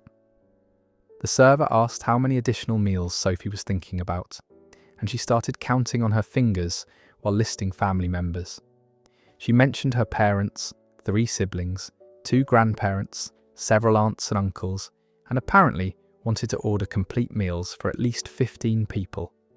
Our server looked between us with complete confusion, while Sophie continued calculating how many chicken parmesans and seafood platters she'd need to feed her entire extended family. She asked about bulk pricing and whether the restaurant offered catering disc. I sat for large orders there, trying to process what was happening, while Sophie pulled out her phone to text various family members about their dinner preferences. She seemed completely focused on this elaborate takeout operation and barely acknowledged that we were supposed to be on a date together. When I gently suggested that maybe we should focus on ordering for ourselves first, Sophie looked at me like I was being selfish. She explained that her family was expecting her to bring home dinner and that she couldn't disappoint them by showing up empty-handed.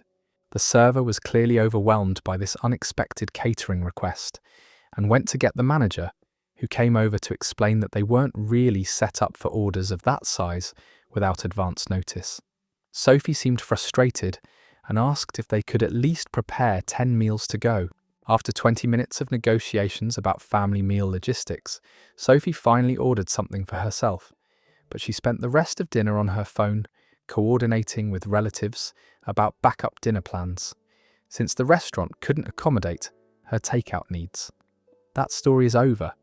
Sophie basically tried to turn a first date into a family catering service, while treating the restaurant like her personal meal prep company. The assumption that someone would happily fund dinner for 15 strangers is genuinely mind-blowing. Some people really think dating means signing up to feed their entire bloodline. Moving on to someone who had some very specific location preferences. This one's called He Took Me to His Parents' House for Dinner. I'd been texting with James for about a week after matching on a dating app, and he seemed sweet and family-oriented from our conversations. He talked about being close with his parents and how much he valued their opinions, which I thought was nice, since I appreciated people who had good relationships with their families. When he invited me over for dinner at his place, I was looking forward to seeing where he lived. James gave me his address and said to come over around 7. I assumed we'd be having dinner at his apartment Or maybe he'd cook something special for our first date. When I pulled up to the address he'd given me, it was clearly a family home in a suburban neighbourhood with multiple cars in the driveway. I double-checked the address and confirmed I was in the right place, then walked up to the front door and rang the doorbell. An older woman answered, wearing pyjamas and fuzzy slippers, looking completely confused about why a stranger was standing on her porch at dinner time. Before I could explain who I was, James appeared behind her and greeted me enthusiastically. He introduced me to his mother, Linda, who looked even more bewildered when she realised James had apparently invited someone over without mentioning it to anyone in the household. James led me inside where his father was sitting in the living room, in his robe watching television. He looked up when we walked in and seemed just as surprised as his wife had been to discover that James had brought home an unexpected dinner guest. Linda asked James privately if he told them he was having someone over, and I could hear her whispering that she hadn't prepared enough food for an extra person.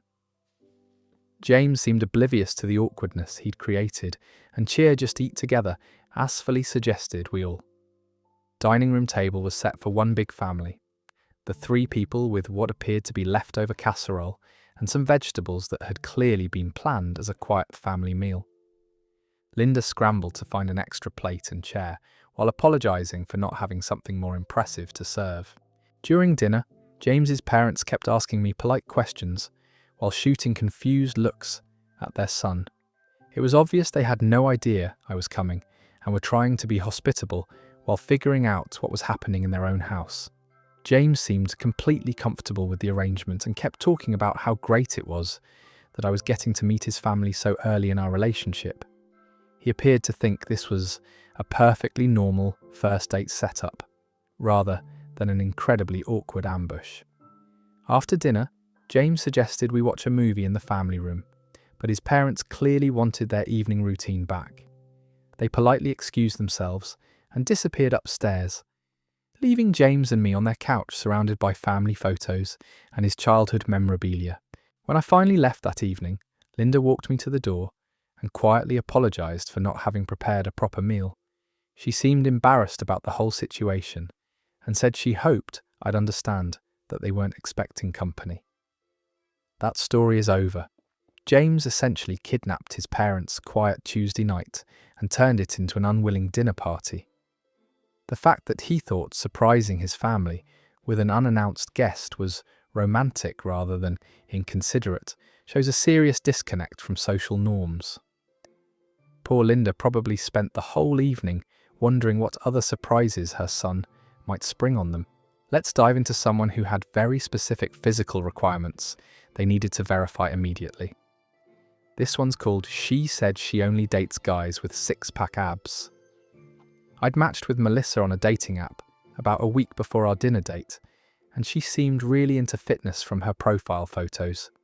She was always posting gym selfies and talking about her workout routines, which I found motivating since I tried to stay in shape myself. When she suggested meeting at this health-conscious restaurant downtown, I thought we'd have a lot in common. Melissa was already seated when I arrived, looking exactly like her incredibly fit profile pictures. She was wearing workout clothes, even though it was dinner time, which seemed a bit casual for the restaurant, but I figured maybe she'd come straight from the gym. We started talking about our fitness routines and shared interests in healthy eating. Melissa seemed passionate about maintaining her physique and had strong opinions about different workout methods and nutrition strategies.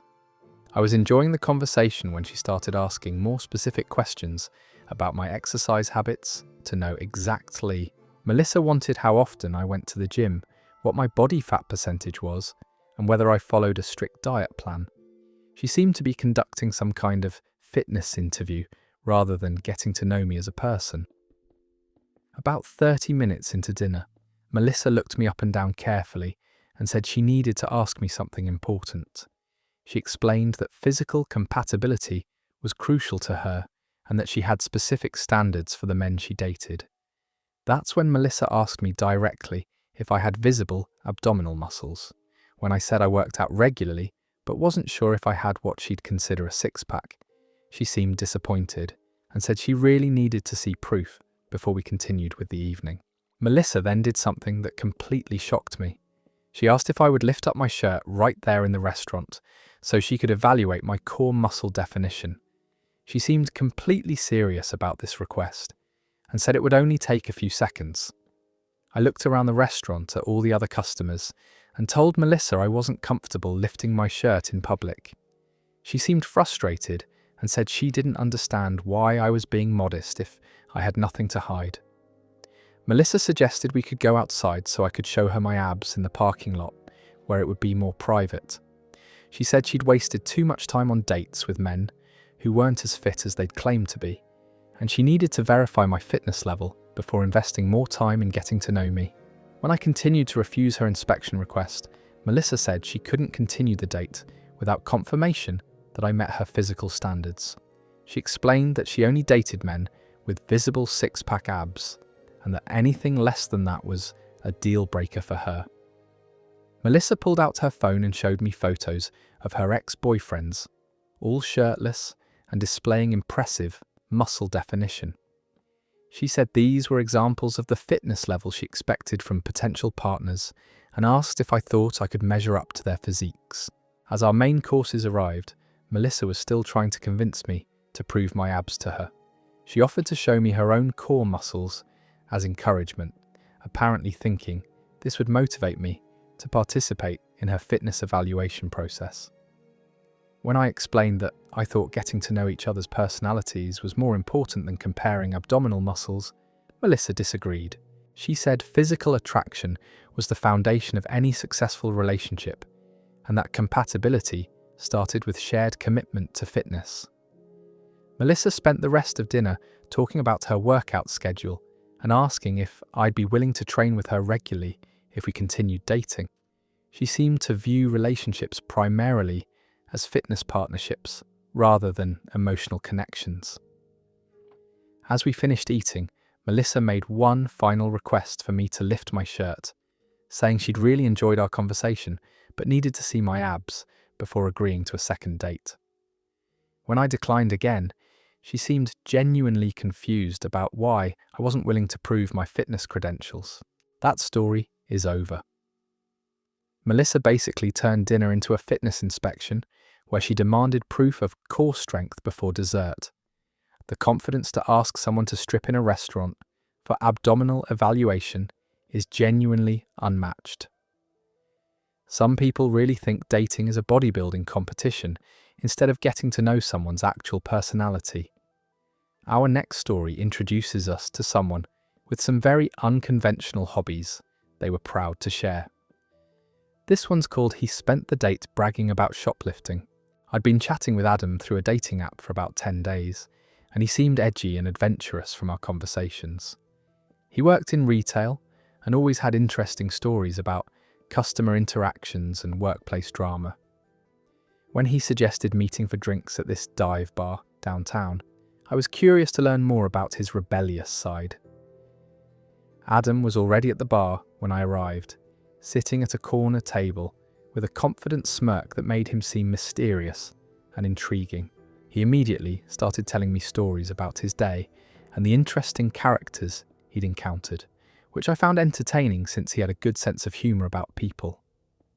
We ordered drinks and started talking about our jobs and weekend plans.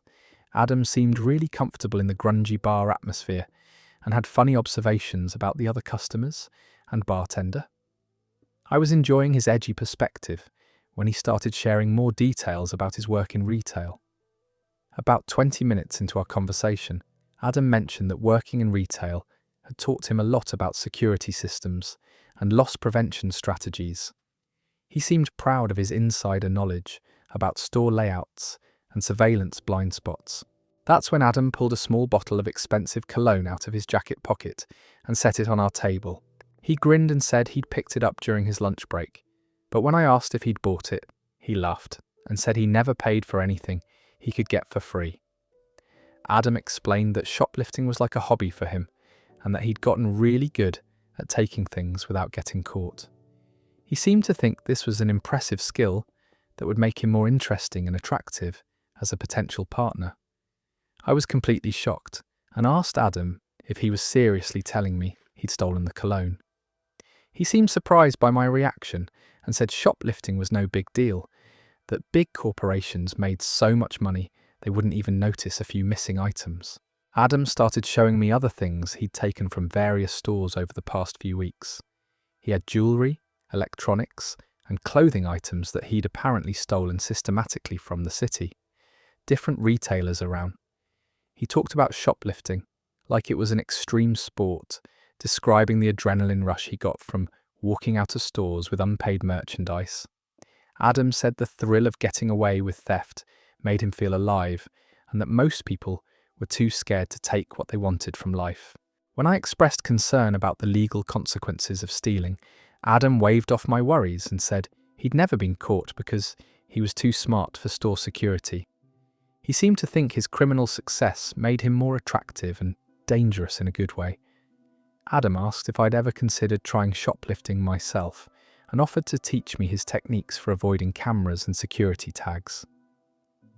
He said couples who stole together had more exciting relationships because they shared the risk and adrenaline of criminal activity. I tried to explain that I wasn't comfortable with theft and that I preferred to pay for things I wanted, but Adam seemed disappointed in what he called my boring, law-abiding attitude. He said most people were sheep who followed rules without thinking about whether they made sense. Adam spent the rest of our drinks talking about his philosophy of taking whatever you want from life and not letting society's rules hold you back from getting what you deserve. He seemed to view shoplifting as some kind of revolutionary act rather than petty crime. As we prepared to leave the bar, Adam offered to steal something for me as a romantic gesture. He said he could grab whatever I wanted from any store in the mall and that it would be like receiving a gift that proved how much he cared about impressing me. When I declined his offer and said I needed to head home, Adam seemed confused about why I wasn't more excited about his criminal lifestyle. He said most women found his bad boy attitude attractive and that he'd never met anyone who wasn't intrigued by his shoplifting stories. That story is over. Adam basically confessed to multiple felonies while expecting applause for his retail theft accomplishments. The pride in criminal behaviour, combined with the offer to steal gifts, is such a romantic gesture that probably lands you on a watch list. Some people really think breaking the law makes them interesting instead of unemployable. Moving on to someone who needed a very specific kind of performance from their date. This one's called She Asked Me to Pretend to Be Her Boyfriend for Her Ex. I'd been texting with Chloe for about a week after matching on a dating app, and she seemed fun and spontaneous from our conversations. She had mentioned recently getting out of a long relationship, but said she was ready to start dating again and meet new people. When she suggested meeting for dinner at this trendy restaurant, I was excited to finally meet her in person. Chloe was already seated when I arrived, but she seemed nervous and kept checking her phone and looking around the restaurant like she was expecting someone. When I asked if she was waiting for someone else, she said no, but that there was something important she needed to tell me about tonight. We ordered drinks and started normal first date conversation, but Chloe seemed distracted and kept glancing toward the entrance every time someone walked in. She explained that her ex-boyfriend, Marcus, worked nearby and sometimes came to this restaurant, but that it shouldn't be a problem if we ran into him. About 30 minutes into dinner, Chloe suddenly grabbed my hand across the table and said she needed me to do her a huge favour. She explained that Marcus had just walked in with some friends and that she needed me to help her make him jealous by acting like we were madly in love. Before I could respond, Chloe was already leaning closer to me and laughing loudly at something I hadn't said.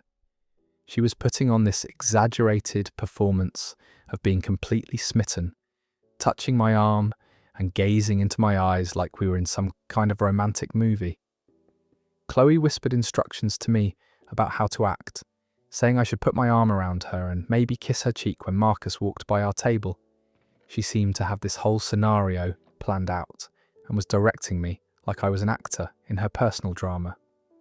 I felt incredibly uncomfortable being used as a prop in Chloe's revenge fantasy against her ex-boyfriend. But she was so insistent and seemed so desperate that I didn't know how to refuse without causing a scene in the middle of the restaurant. When Marcus did walk past our table with his friends, Chloe immediately turned up her performance even more. She started talking loudly about how amazing our relationship was and how she'd never been happier with anyone, all while making sure Marcus could hear every word. Marcus clearly noticed Chloe's over-the-top display and looked uncomfortable as he tried to navigate past our table to his own Chloe seemed satisfying area, that she'd gotten his attention and continued her fake romance performance throughout his meal. The most awkward moment came when Chloe actually asked me to propose to her right there in the restaurant. She said it would be the ultimate way to show Marcus that she'd completely moved on and found someone better, and she wanted me to get down on one knee in front of everyone. When I refused to fake a marriage proposal, Chloe seemed disappointed and said I wasn't being supportive of her emotional needs. She explained that helping her get closure with Marcus was more important than whatever awkwardness I might feel about the situation. Chloe spent the rest of dinner stealing glances at Marcus's table and adjusting our conversation volume based on how close attention she thought he was paying to us. It was exhausting trying to have a normal date while being directed in her elaborate ex-boyfriend revenge performance. As Marcus and his friends prepared to leave the restaurant, Chloe grabbed me and kissed me passionately right as he walked by our table. It was clearly timed for maximum impact rather than any genuine romantic feeling between us. After Marcus left, Chloe immediately dropped her lovey-dovey act and went back to checking her phone.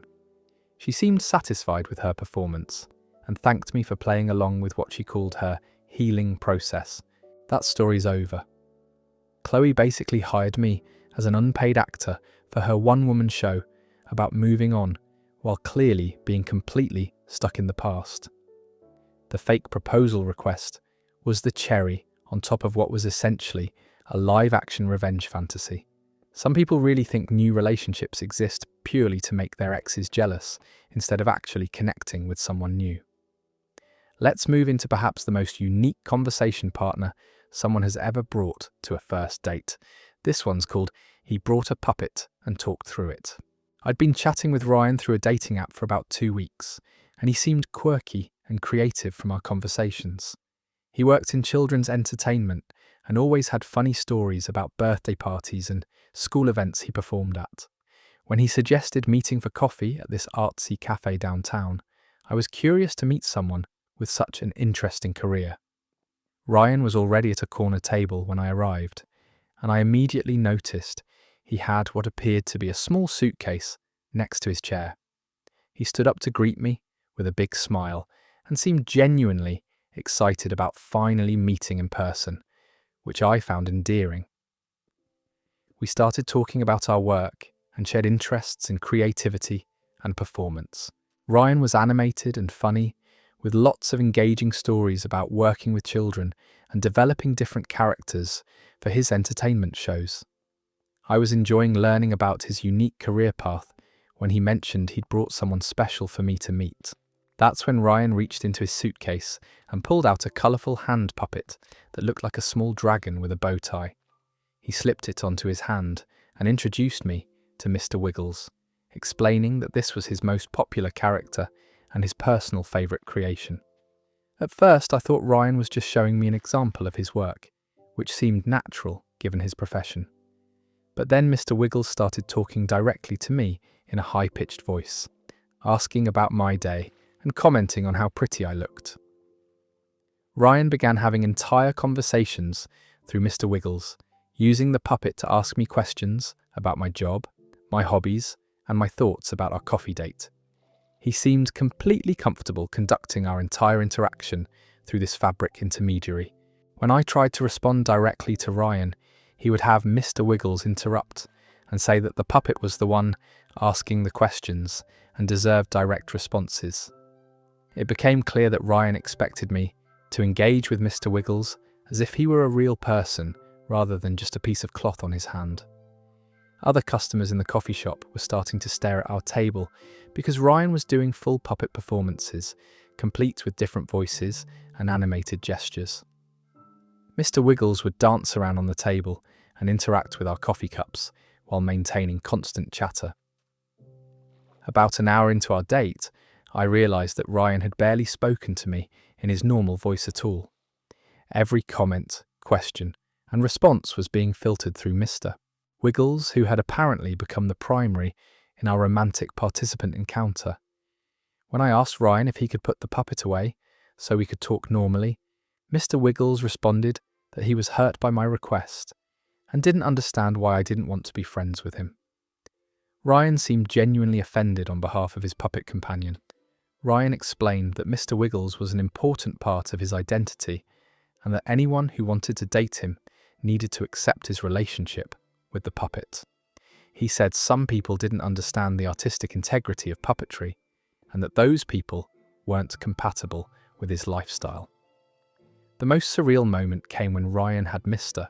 Wiggles ask me if I wanted to go on a second date, complete with puppet batting eyelashes and making romantic gestures with tiny fabric arms. I was being asked out by a dragon puppet while its human operator watched expectantly. When I explained that I was looking for a relationship with a person rather than a puppet, Ryan seemed confused and said that Mr. Wiggles was just an extension of his own personality. He insisted that rejecting the puppet meant rejecting him as a complete person. As we prepared to leave the coffee shop, Mr. Wiggles waved goodbye and told me he hoped I'd change my mind about giving their partnership a chance. Ryan never actually said goodbye himself, maintaining the puppet performance right until I walked out the door. That story is over. Ryan basically brought a third party to our date and expected me to develop feelings for a piece of felt with button eyes. The commitment to never breaking character while conducting an entire romantic conversation through a puppet shows dedication that belongs in theatre, not dating. Some people really think personality means never speaking in their actual voice. Our next story takes us into the dangerous territory of political discourse on a first date. This one's called She Spent the Night Arguing Politics. I'd been texting with Kelly for about a week after matching on a dating app, and she seemed passionate about social causes from her profile and conversations. She worked as a community organiser and clearly cared deeply about making a difference in the world, which I found admirable since I respected people who were engaged with important issues. Kelly was already seated when I arrived at the restaurant, with what appeared to be several printed articles and her phone displaying various news websites. She seemed excited to see me and immediately started talking about current events and her thoughts on recent political developments. We ordered drinks and I expected we'd transition into normal first date topics like our backgrounds and interests. And instead, Kelly launched into a detailed analysis of recent legislation and her opinions about various political candidates and their policy positions. I tried to participate in the conversation by sharing some of my own thoughts on the issues she was discussing, but Kelly seemed less interested in hearing my perspectives than in explaining why her viewpoints were the only correct ones. About 20 minutes into dinner, Kelly pulled out her printed articles and started reading passages aloud to support her arguments about healthcare policy. She'd highlighted sections and seemed to have prepared talking points, like she was giving a presentation rather than having a conversation. When I mentioned that I could see merit in different approaches to complex issues, Kelly seemed frustrated and said that centrism was just a way of avoiding taking a moral stand on important matters. She insisted that there were clear right and wrong positions on every political topic. Kelly started asking me specific questions about my voting history and whether I supported various causes and candidates. When my answers didn't align perfectly with her positions, she would launch into lengthy explanations about why I was wrong and needed to educate myself better. The conversation became increasingly intense as Kelly challenged every opinion I expressed that differed even slightly from her worldview. She seemed to view any disagreement as a personal attack on her values rather than a normal difference of perspective between two people getting to know each other. When our main courses arrived, Kelly continued her political lecture while barely touching her food. She was too focused on convincing me to adopt her exact positions on everything from local ballot measures to international relations.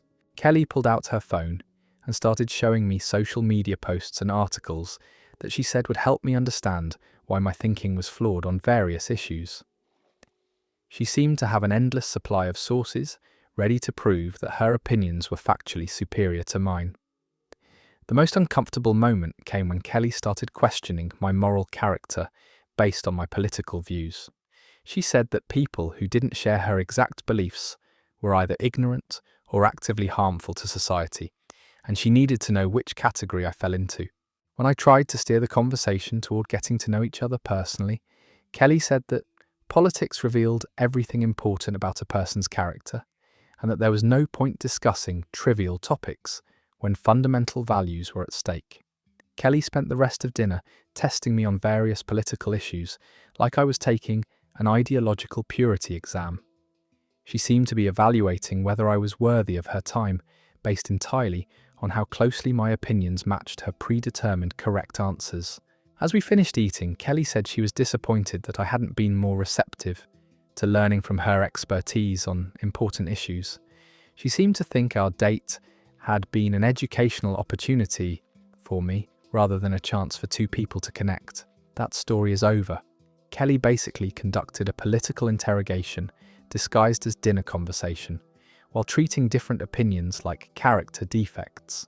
The confidence to spend an entire evening lecturing someone about why their worldview is wrong shows a complete misunderstanding of how human connection works. Some people really think compatibility means finding someone who agrees with every single thing they believe, instead of someone they can actually talk to. Let's move on to someone who had some very practical transportation issues to resolve. This one's called "He asked if I could drive him home." I'd been chatting with Jordan through a dating app for about 10 days, and he seemed easygoing and fun from our conversations. He worked in construction and always had amusing stories about his co-workers and the job sites he'd been on. When he suggested meeting for drinks at this sports bar near downtown, I was looking forward to finally meeting him in person. Jordan was already at the bar when I arrived, and he seemed genuinely happy to see me. He'd secured us a good table with a view of the game on television, and we immediately started talking about our work and shared interest in sports. We'd been having normal first date conversation for about 30 minutes when Jordan mentioned that he'd taken an Uber to get to the bar. When I asked if his car was in the shop or something, he got a bit evasive and said his transportation situation was temporarily complicated. Jordan seemed uncomfortable discussing the topic and quickly changed the subject back to talking about the basketball game on television. But I was curious about why someone would take rideshare to a first date instead of driving themselves, especially since parking was readily. About an hour into our evening, Jordan brought up transportation again by asking how I'd gotten to the bar and whether I'd driven myself. When I confirmed that I had my car parked outside, he seemed relieved and said that was great news for both of us. That's when Jordan explained that his license had been suspended for a DUI about 3 months ago, but that it wasn't really his fault because the breathalyzer test had been inaccurate, and his lawyer was working on getting the charges dropped. Jordan seemed to think this was just a temporary inconvenience rather than a serious legal issue, and he asked if I'd be willing to give him a ride home after our drinks, since Uber was getting expensive for him to use regularly. I was taken aback by this request because we'd just met, and driving someone home felt like a pretty big favour to ask on a first date. Jordan seemed to sense my hesitation and started explaining that his apartment was only about 15 minutes away and that it would really help him out.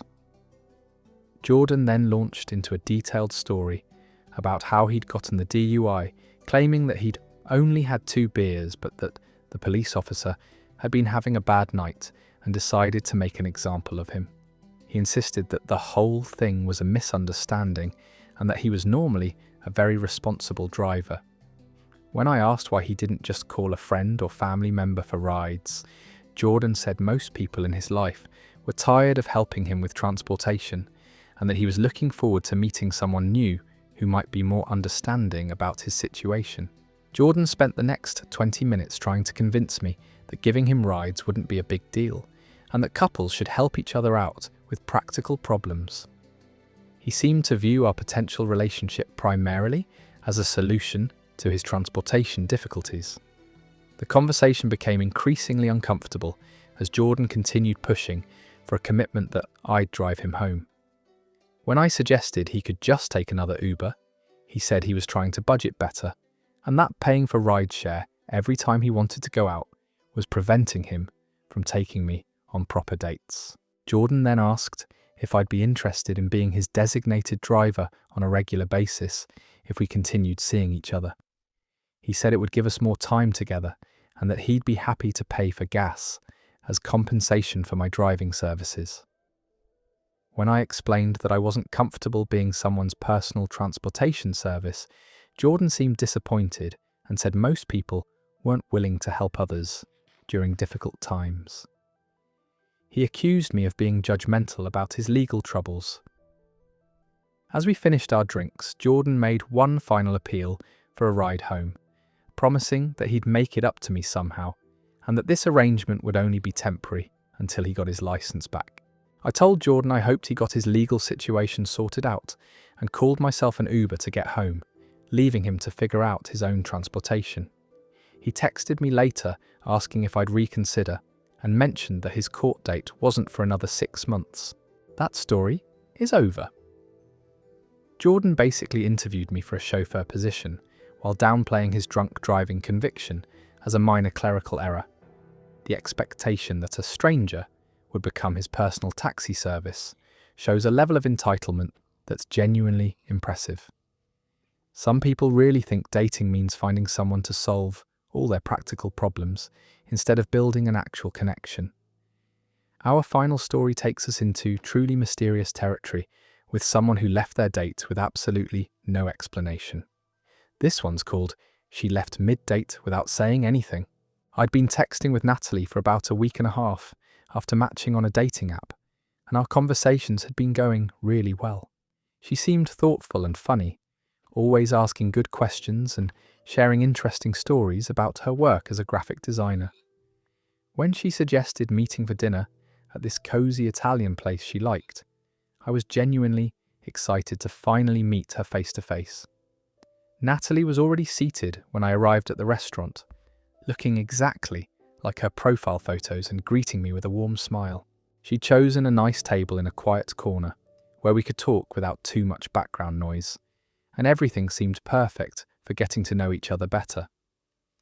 We started with normal first date conversation about our jobs and shared interests in art and travel. Natalie was engaging and seemed genuinely interested in learning about my background and experiences.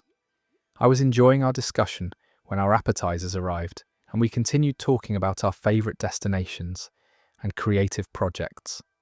About 40 minutes into dinner, Natalie excused herself to use the restroom, which seemed perfectly normal. I continued eating our shared bruschetta and looked over the wine menu while waiting for her to return so we could order our main courses together. After about 10 minutes, I started wondering if Natalie was feeling sick or had gotten an important phone call that was keeping her in the restroom.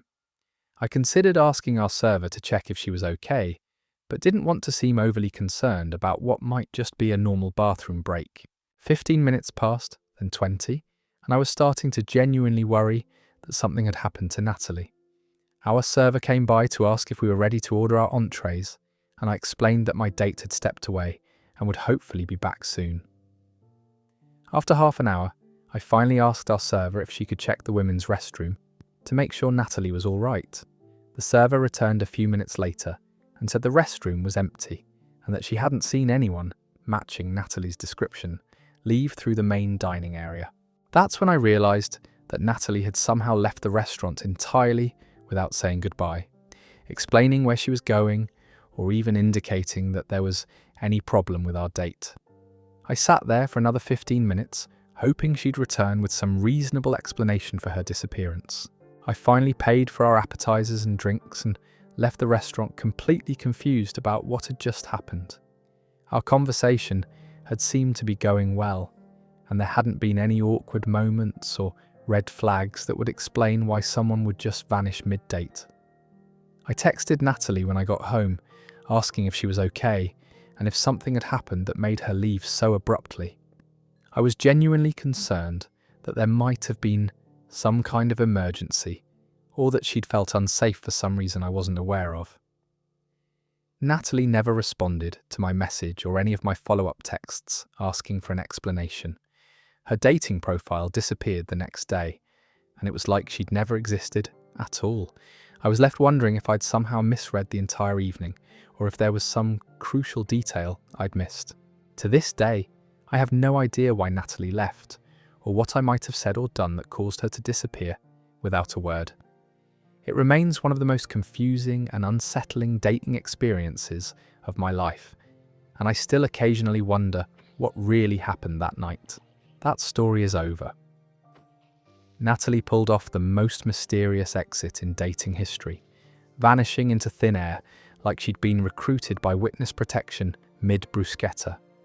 The complete lack of explanation or closure makes this somehow more haunting than any of the obvious disasters.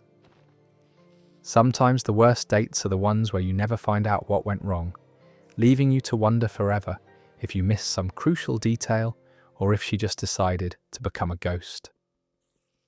And there you have it, folks. 30+ dating disasters that prove the internet is absolutely packed with people who have no idea how human interaction works.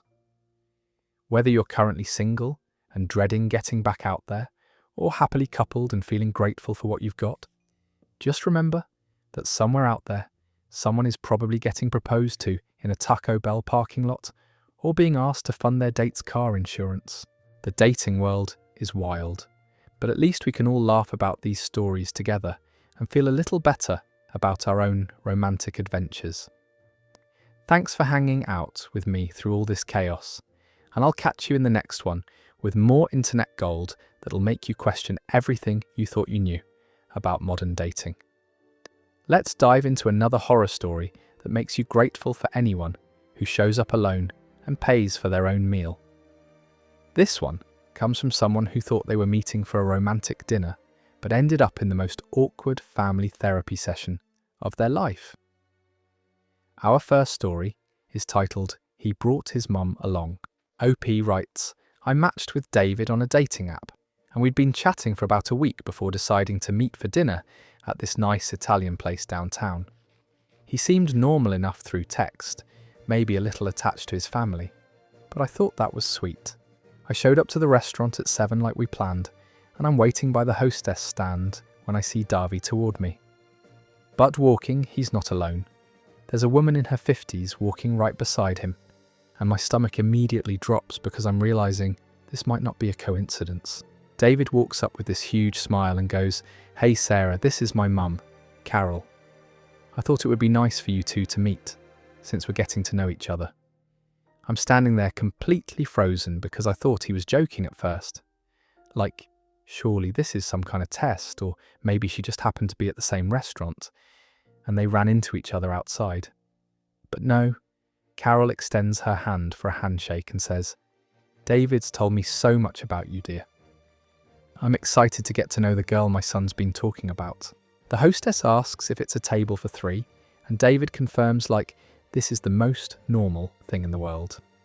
I'm following them to our table, trying to process what's happening and wondering if I should just make an excuse and leave.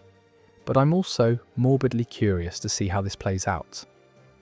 We sit down, and Carol immediately starts rearranging the place settings because apparently they weren't up to her standards. The whole evening was like watching a dinner theatre performance of the most dysfunctional family dynamic imaginable. Carol ordered for David without even asking what he wanted. When the waiter came over, she went, "He'll have the chicken parmesan, no sauce on because the side he gets heartburn, and make sure the vegetables are steamed, not sautéed." David just nodded along, like this was completely normal behaviour for a 28-year-old man on a date. But it got worse. Every time David tried to contribute to the conversation, Carol would correct him or interrupt him. When he mentioned his job at the marketing firm, she jumped in with, "Well, he's still figuring out his career path. I keep telling him he should go back to school for his MBA like his brother did. When he tried to ask me about my hobbies, she cut him off and said, "David loves hiking too, don't you, sweetie? Though he needs to remember to wear sunscreen because he burns easily." I spent 2 hours watching this grown man get treated like he was 12 years old, while his mother interviewed me, like I was applying to be his caregiver. She asked about my family background, my career goals, whether I wanted children, and if I knew how to cook David's favourite meals. At one point, she actually told him to sit up straighter and use his napkin properly because he was embarrassing her in front of his new friend. The most awkward moment came when the check arrived. David reached for his wallet, but Carol literally slapped his hand away and said, "No, honey, let Sarah see what kind of provider you are." Then she turned to me and explained that David always pays for dates because that's how she raised him to treat ladies. I wanted to crawl under the table and disappear forever. When we finally left the restaurant, Carol hugged me goodbye and said she hoped we'd do this again soon, because David needs someone to keep him in line. David walked me to my car and asked if I wanted to go out again next weekend, completely oblivious to how insane the entire evening had been. I told him I'd think about it, drove home, and blocked his number immediately. That story is over. The fact that David saw absolutely nothing wrong with bringing his mother on a first date tells you everything you need to know about his readiness for an adult relationship. Carol was basically conducting a job interview for the position of David's new caretaker, and the poor guy probably has no idea why his dating life is such a disaster. Some people really need to cut the umbilical cord before they start looking for romance. Moving on to another gem that shows how some people have absolutely no understanding of basic date etiquette. This one's called "She Asked Me to Pay for Her Ex's Meal Too." OP writes, "I'd been talking to Megan for about 2 weeks through a dating app, and she seemed really cool. She was funny, had interesting hobbies, and we had great chemistry through text. We decided to meet at this casual restaurant near downtown for our first date. I got there a few minutes early and grabbed us a table, and I'm scrolling through my phone, waiting for her to arrive. Megan shows up right on time, but she's not alone. There's a guy with her who looks like he just rolled out of bed, wearing a wrinkled t-shirt and basketball shorts. I stand up to greet her, thinking maybe this is her brother or a friend who needed a ride, but she introduces him as Kyle and says, 'I hope you don't mind, but I invited Kyle to join us. We've been friends forever, and I thought it would be fun for you guys to meet.' I'm immediately uncomfortable because this wasn't what I signed up for, but I don't want to make a scene in the middle of the restaurant. I shake Kyle's hand, and we all sit down, and I'm trying to figure out how to navigate this situation. The conversation is awkward from the start, because Kyle clearly doesn't want to be there either, and he's just scrolling through his phone while Megan tries to include him in our getting to know you questions. About halfway through dinner, things start making more sense when Megan mentions that she and Kyle used to date for 3 years and only broke up 6 months ago. She says they're working on being friends now, and that she thought this would be a good opportunity for them to hang out in a low-pressure environment. I'm sitting there realising that I'm essentially chaperoning my date's reunion with her ex-boyfriend. Kyle starts opening up more as the night goes on, and pretty soon he and Megan are reminiscing about their relationship, inside jokes they shared, and places they used to go together. I'm basically invisible at this point, just watching two people work through their unresolved feelings while I eat my pasta and wonder how I ended up in this situation. When the absolute worst part came, check arrived. The waiter sets it down in the middle of the table, and there's this awkward silence while we all stare at it. I'm assuming Megan and I'll pay for ourselves since this was supposed to be our date, but then Megan looks at me expectantly and says, "So, are you going to take care of this?" I tell her that of course I'll cover our meals, and she goes, "Great, Kyle's meal too then, right?" I'm completely caught off guard and ask her why I would pay for her ex-boyfriend's dinner. She explains that Kyle's been having a hard time financially since they broke up because he used to live in her apartment, and that since I invited them both out, I should cover everyone's food. I tried to explain that I didn't invite Kyle anywhere and that I had no idea he was coming, but she just shrugged and said that's what gentlemen do when they take ladies out to dinner. Kyle tried to offer to pay for himself, but Megan shut him down and said he couldn't afford it anyway. The whole table went silent while I processed what was happening. I ended up paying the entire bill because I didn't want to cause a bigger scene, but I was fuming inside. When we left the restaurant, Megan asked if I wanted to hang out again sometime, and Kyle actually apologised to me quietly and said he had no idea she was going to put me in that position. That story's over. The audacity of bringing your ex-boyfriend on a first date and then expecting the new guy to pay for everyone's meal is just mind-boggling. Megan basically used this poor guy as a free therapy session for her and Kyle to work through their relationship issues, and then had the nerve to stick him with the bill for the privilege. At least Kyle had the decency to be embarrassed about the whole thing. Let's dive into another story that shows how some people are completely incapable of living in the present moment. This one's titled, "He Talked About His Ex for 2 hours Straight." OP writes, "I met Jake through mutual friends at a party a few weeks ago, and he seemed really charming and funny. We exchanged numbers and started texting, and when he asked me out for dinner, I was genuinely excited. He picked this nice steakhouse downtown and made reservations for Friday night. I got dressed up, did my hair, and was really looking forward to getting to know him better. The date started off well enough. Jake was a perfect gentleman, held the door open for me, pulled out my chair, and seemed genuinely interested in making a good impression. We ordered drinks and appetizers, and the conversation was flowing naturally. He asked about my job, my hobbies, and seemed like he was really listening to my answers. But then, about 20 minutes into dinner, he mentioned his ex-girlfriend Emily, passing in while talking about a movie he'd seen recently.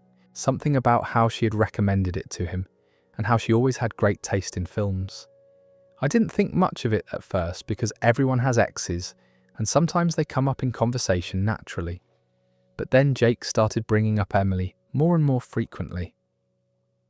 When I mentioned that I loved to cook, he immediately launched into a story about how Emily was an amazing chef and used to make these incredible Sunday dinners for him. When I talked about my recent vacation to Colorado, he told me all about the trip he and Emily took to Aspen last winter and how she was such a good skier. Every single topic of conversation somehow circled back to Emily.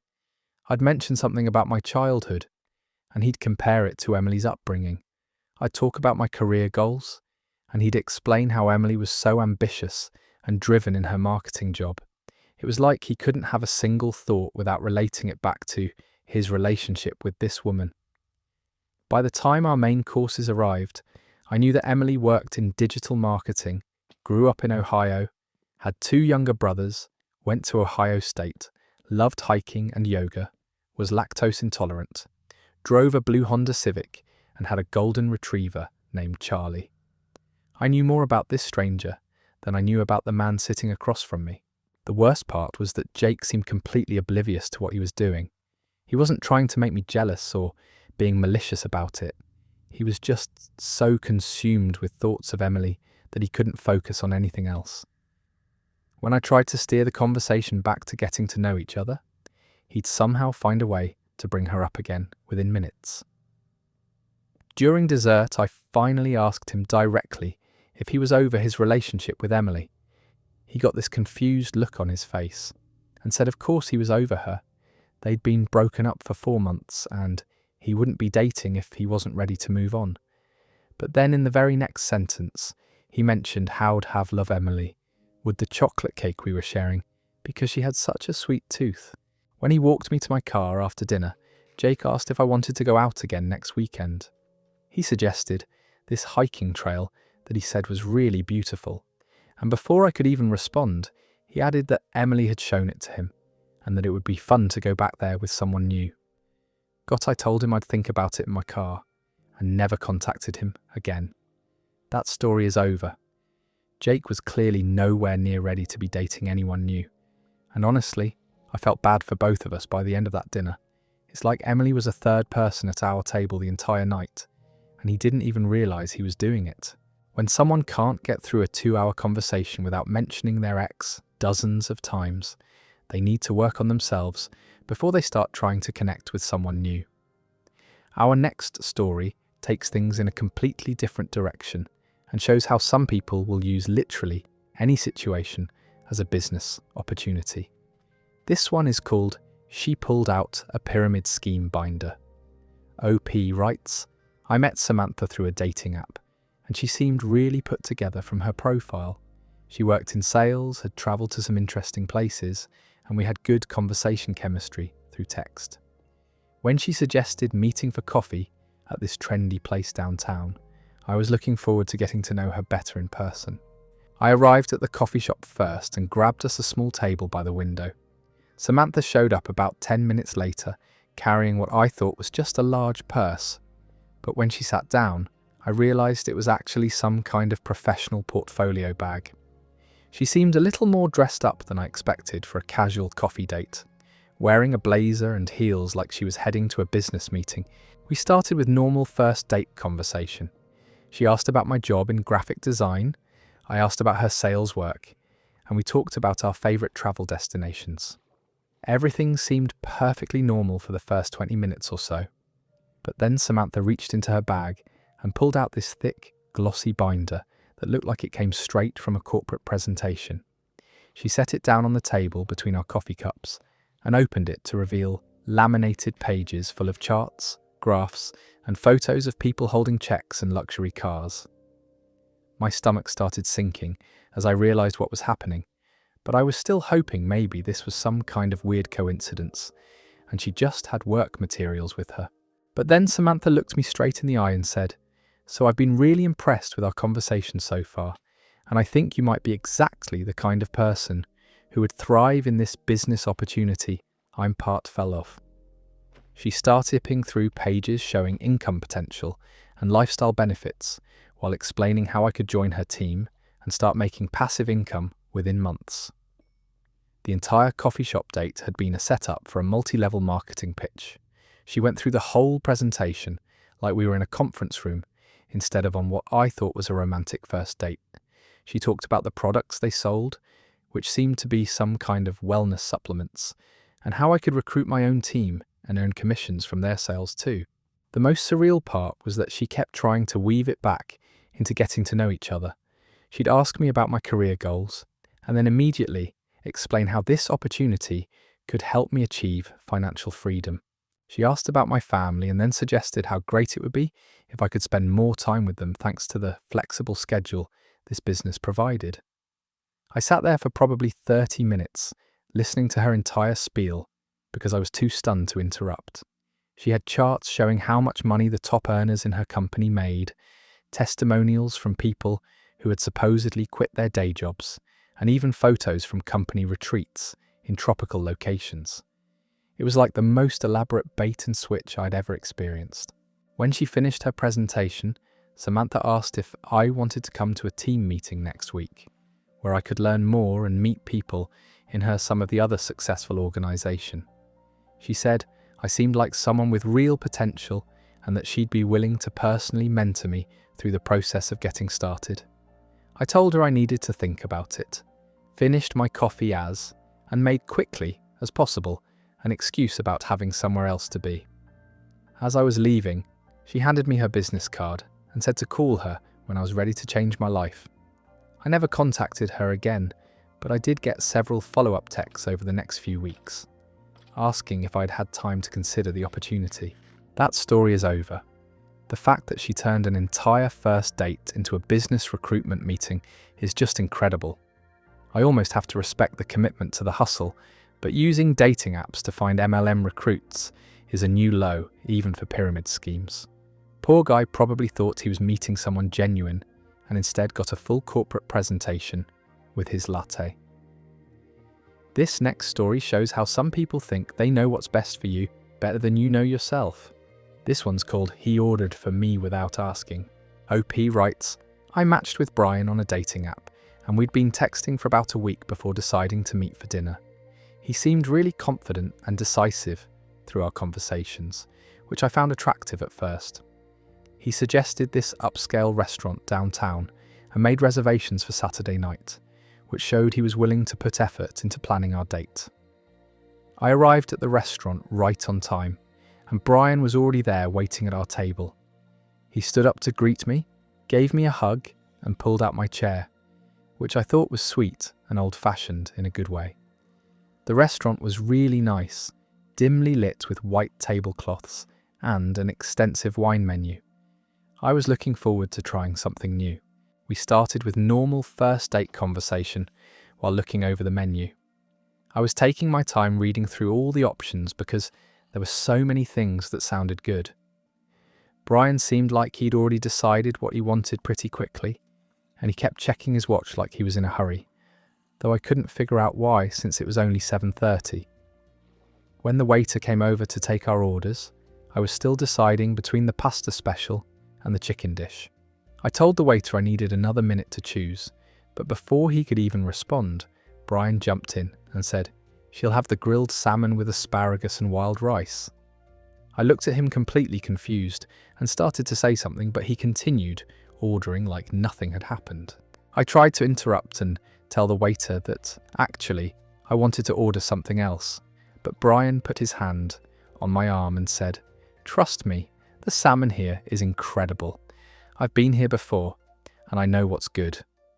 The waiter looked between us awkwardly, clearly sensing some tension, but Brian just smiled confidently and handed over both of our menus. After the waiter left, I asked Brian why he had ordered for me without asking what I wanted.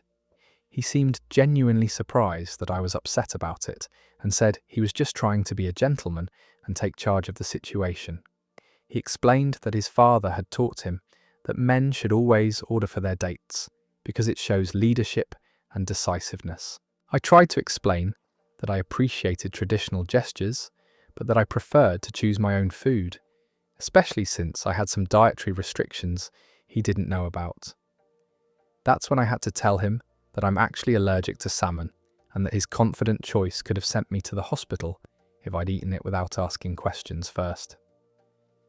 Brian's face went completely white when I told him about my allergy.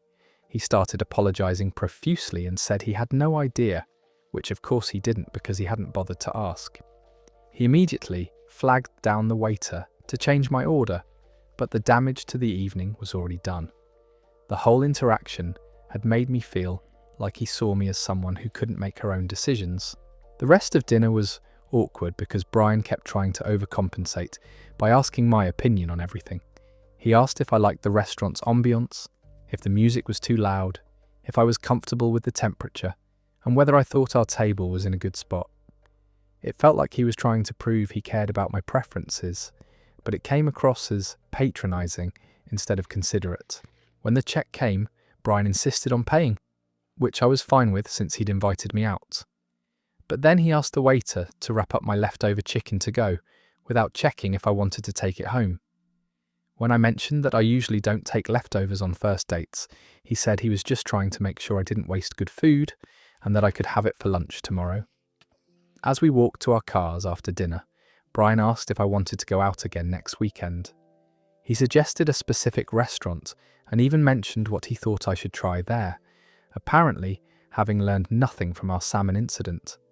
I told him I'd think about it, got in my car, and never responded to his follow-up texts. That story is over. The confidence to order food for someone you've known for exactly 0 minutes is just staggering. Brian managed to almost poison his date while trying to be chivalrous, which is probably the most backwards way to impress someone I've ever heard. Some people really think leadership means making decisions for other adults instead of with them. Moving into our next disaster, this story shows what happens when someone is completely checked out of reality. This one's called "She Spent the Whole Time on TikTok." OP writes, "I'd been chatting with Ashley on a dating app for about 2 weeks, and she seemed really fun and outgoing from our conversations. She was always sending me funny memes and seemed to have a good sense of humour. So when she suggested meeting for dinner at this casual restaurant near her apartment, I was excited to finally meet her in person. I got the restaurant a few minutes early and waited for Ashley, the she-walker hostess, stand. When she looked in, she looked exactly like her profile pictures, which was a relief after some previous dating app experiences. She gave me a quick hug, and we followed the hostess to our table, but I immediately noticed that she had her phone in her hand and kept glancing down at it. We sat down and ordered drinks, and I started trying to make conversation about how her week had been going. Ashley was giving me these really short, distracted answers while scrolling through her phone. At first, I thought maybe she was just checking something important, like a work email or a family emergency, so I didn't want to be rude and call attention to it. But as our appetizer arrived, it became clear that Ashley wasn't dealing with any kind of emergency. She was just mindlessly scrolling through social media, occasionally letting out little laughs at whatever she was watching. When I asked her what was so funny, she'd show me her screen and say things like, "Oh, this girl's dance is so stupid," or "Look at this cat video." The breaking point came when our main courses were delivered, and Ashley immediately pulled up TikTok and started watching videos with the sound on. She wasn't even using headphones, so I could hear all the audio from whatever she was watching while I'm trying to eat my dinner and attempt to have a conversation with her. Every time I tried to ask her a question or bring up a topic, she'd hold up one finger and say, "Hold on, I need to finish this video." Then she'd watch the entire thing, sometimes even replaying parts that she thought were particularly entertaining, before giving me her attention for maybe 30 seconds before the cycle started all over again. I started timing it out of morbid curiosity, and Ashley was literally spending more time looking at her phone than looking at me or her food. She'd take a bite, scroll for 3 or 4 minutes, take another bite, and then get distracted by another video. Our dinner was taking forever because she kept getting sidetracked by whatever was on her screen. At one point, I directly asked her if everything was okay and if she needed to be somewhere else. She looked up from her phone, seeming genuinely confused, and said, "No, why?" When I explained that she'd been on her phone for most of our date, she shrugged and said she always watches TikTok when she eats because it helps her digest better. The most ridiculous moment came when the waiter brought our dessert to share, and Ashley immediately started filming herself, eating it for what I assume was her own social media. She made me wait while she took multiple shots from different angles, and then she asked if I wanted to be in her story. When I declined, she seemed disappointed and said most guys love being featured on her social media. When the check came, Ashley finally put her phone down long enough to split the bill with me, but even then she was tapping her foot impatiently, like she was eager to get back to scrolling. As we walked out of the restaurant, she asked if I wanted to hang out again sometime, all while typing out a text message and not making eye contact with me. I told her I'd think about it and drove home, wondering if I'd just experienced the future of dating in the digital age. Ashley texted me later that night, asking why I seemed so quiet during dinner, apparently completely oblivious to the fact that she'd spent 2 hours ignoring me in favour of her phone screen. That story is over. The level of addiction required to prioritise TikTok videos over a human being sitting right in front of you is genuinely concerning. Ashley basically invited this guy to watch her scroll through social media for 2 hours while they happened to be in the same restaurant booth. It's like she forgot that dates are supposed to involve actually interacting with each other, instead of just existing in the same physical space. Our next story takes us into territory that makes you question whether some people understand what a first date actually is. This one's called "He Asked Me If I Wanted Kids, Then Proposed." OP writes, "I matched with Mark on a dating app about a week before our scheduled date. He seemed normal enough through our conversations, maybe a little eager, but he was sweet and asked thoughtful questions about my job and hobbies. When he suggested meeting for lunch at this casual Mexican place, I thought it would be perfect for getting to know each other. Mark showed up right on time, looking nice, and we had a perfectly normal conversation while we ordered our food.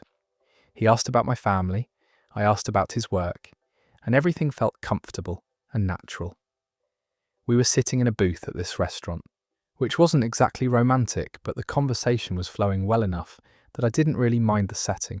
About halfway through our meal, Mark started asking more personal questions, which I thought was natural for people getting to know each other. He asked about my relationship history, what I was looking for in a partner, and whether I believed in true love. I answered honestly, thinking we were just having the kind of deep conversation that happens sometimes on first dates.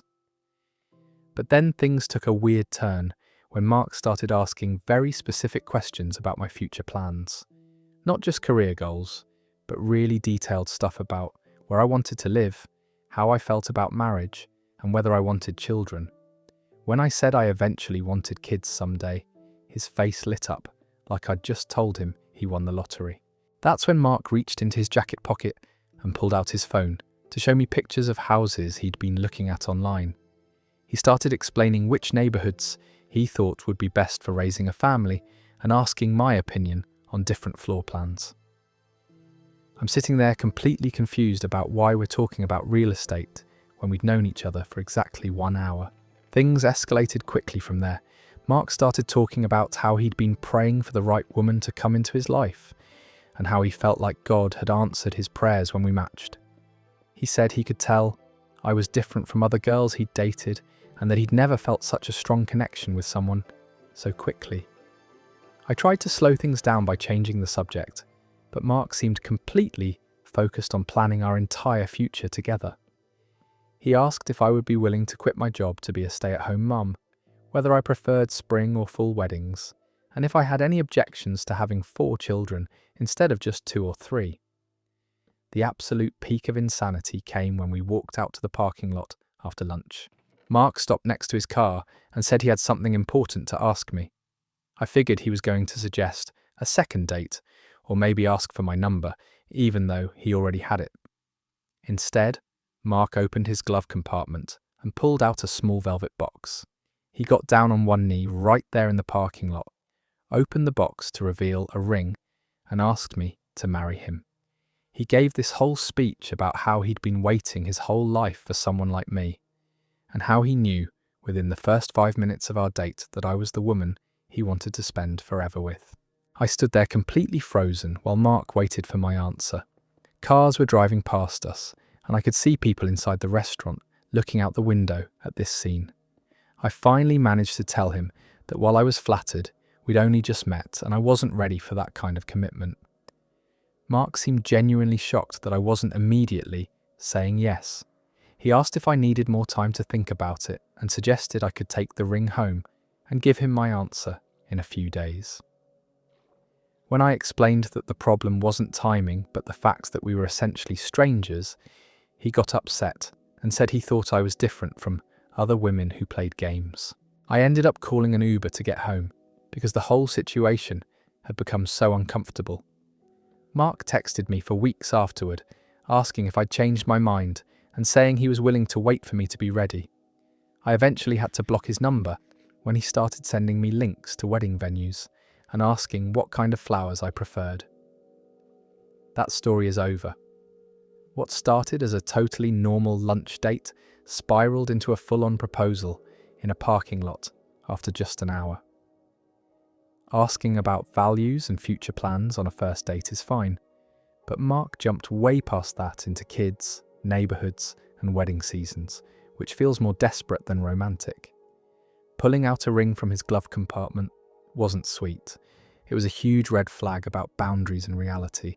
OP did the right thing by shutting it down, leaving safely, and blocking him when he couldn't let it go. Thanks for sticking around for these crazy dating stories. If you liked having this as background noise, or just enjoyed listening to the whole thing through, consider hitting the subscribe button as I try my best to get videos out just like these every evening. Again, thanks for tuning in, and I will see you again tomorrow. Take care.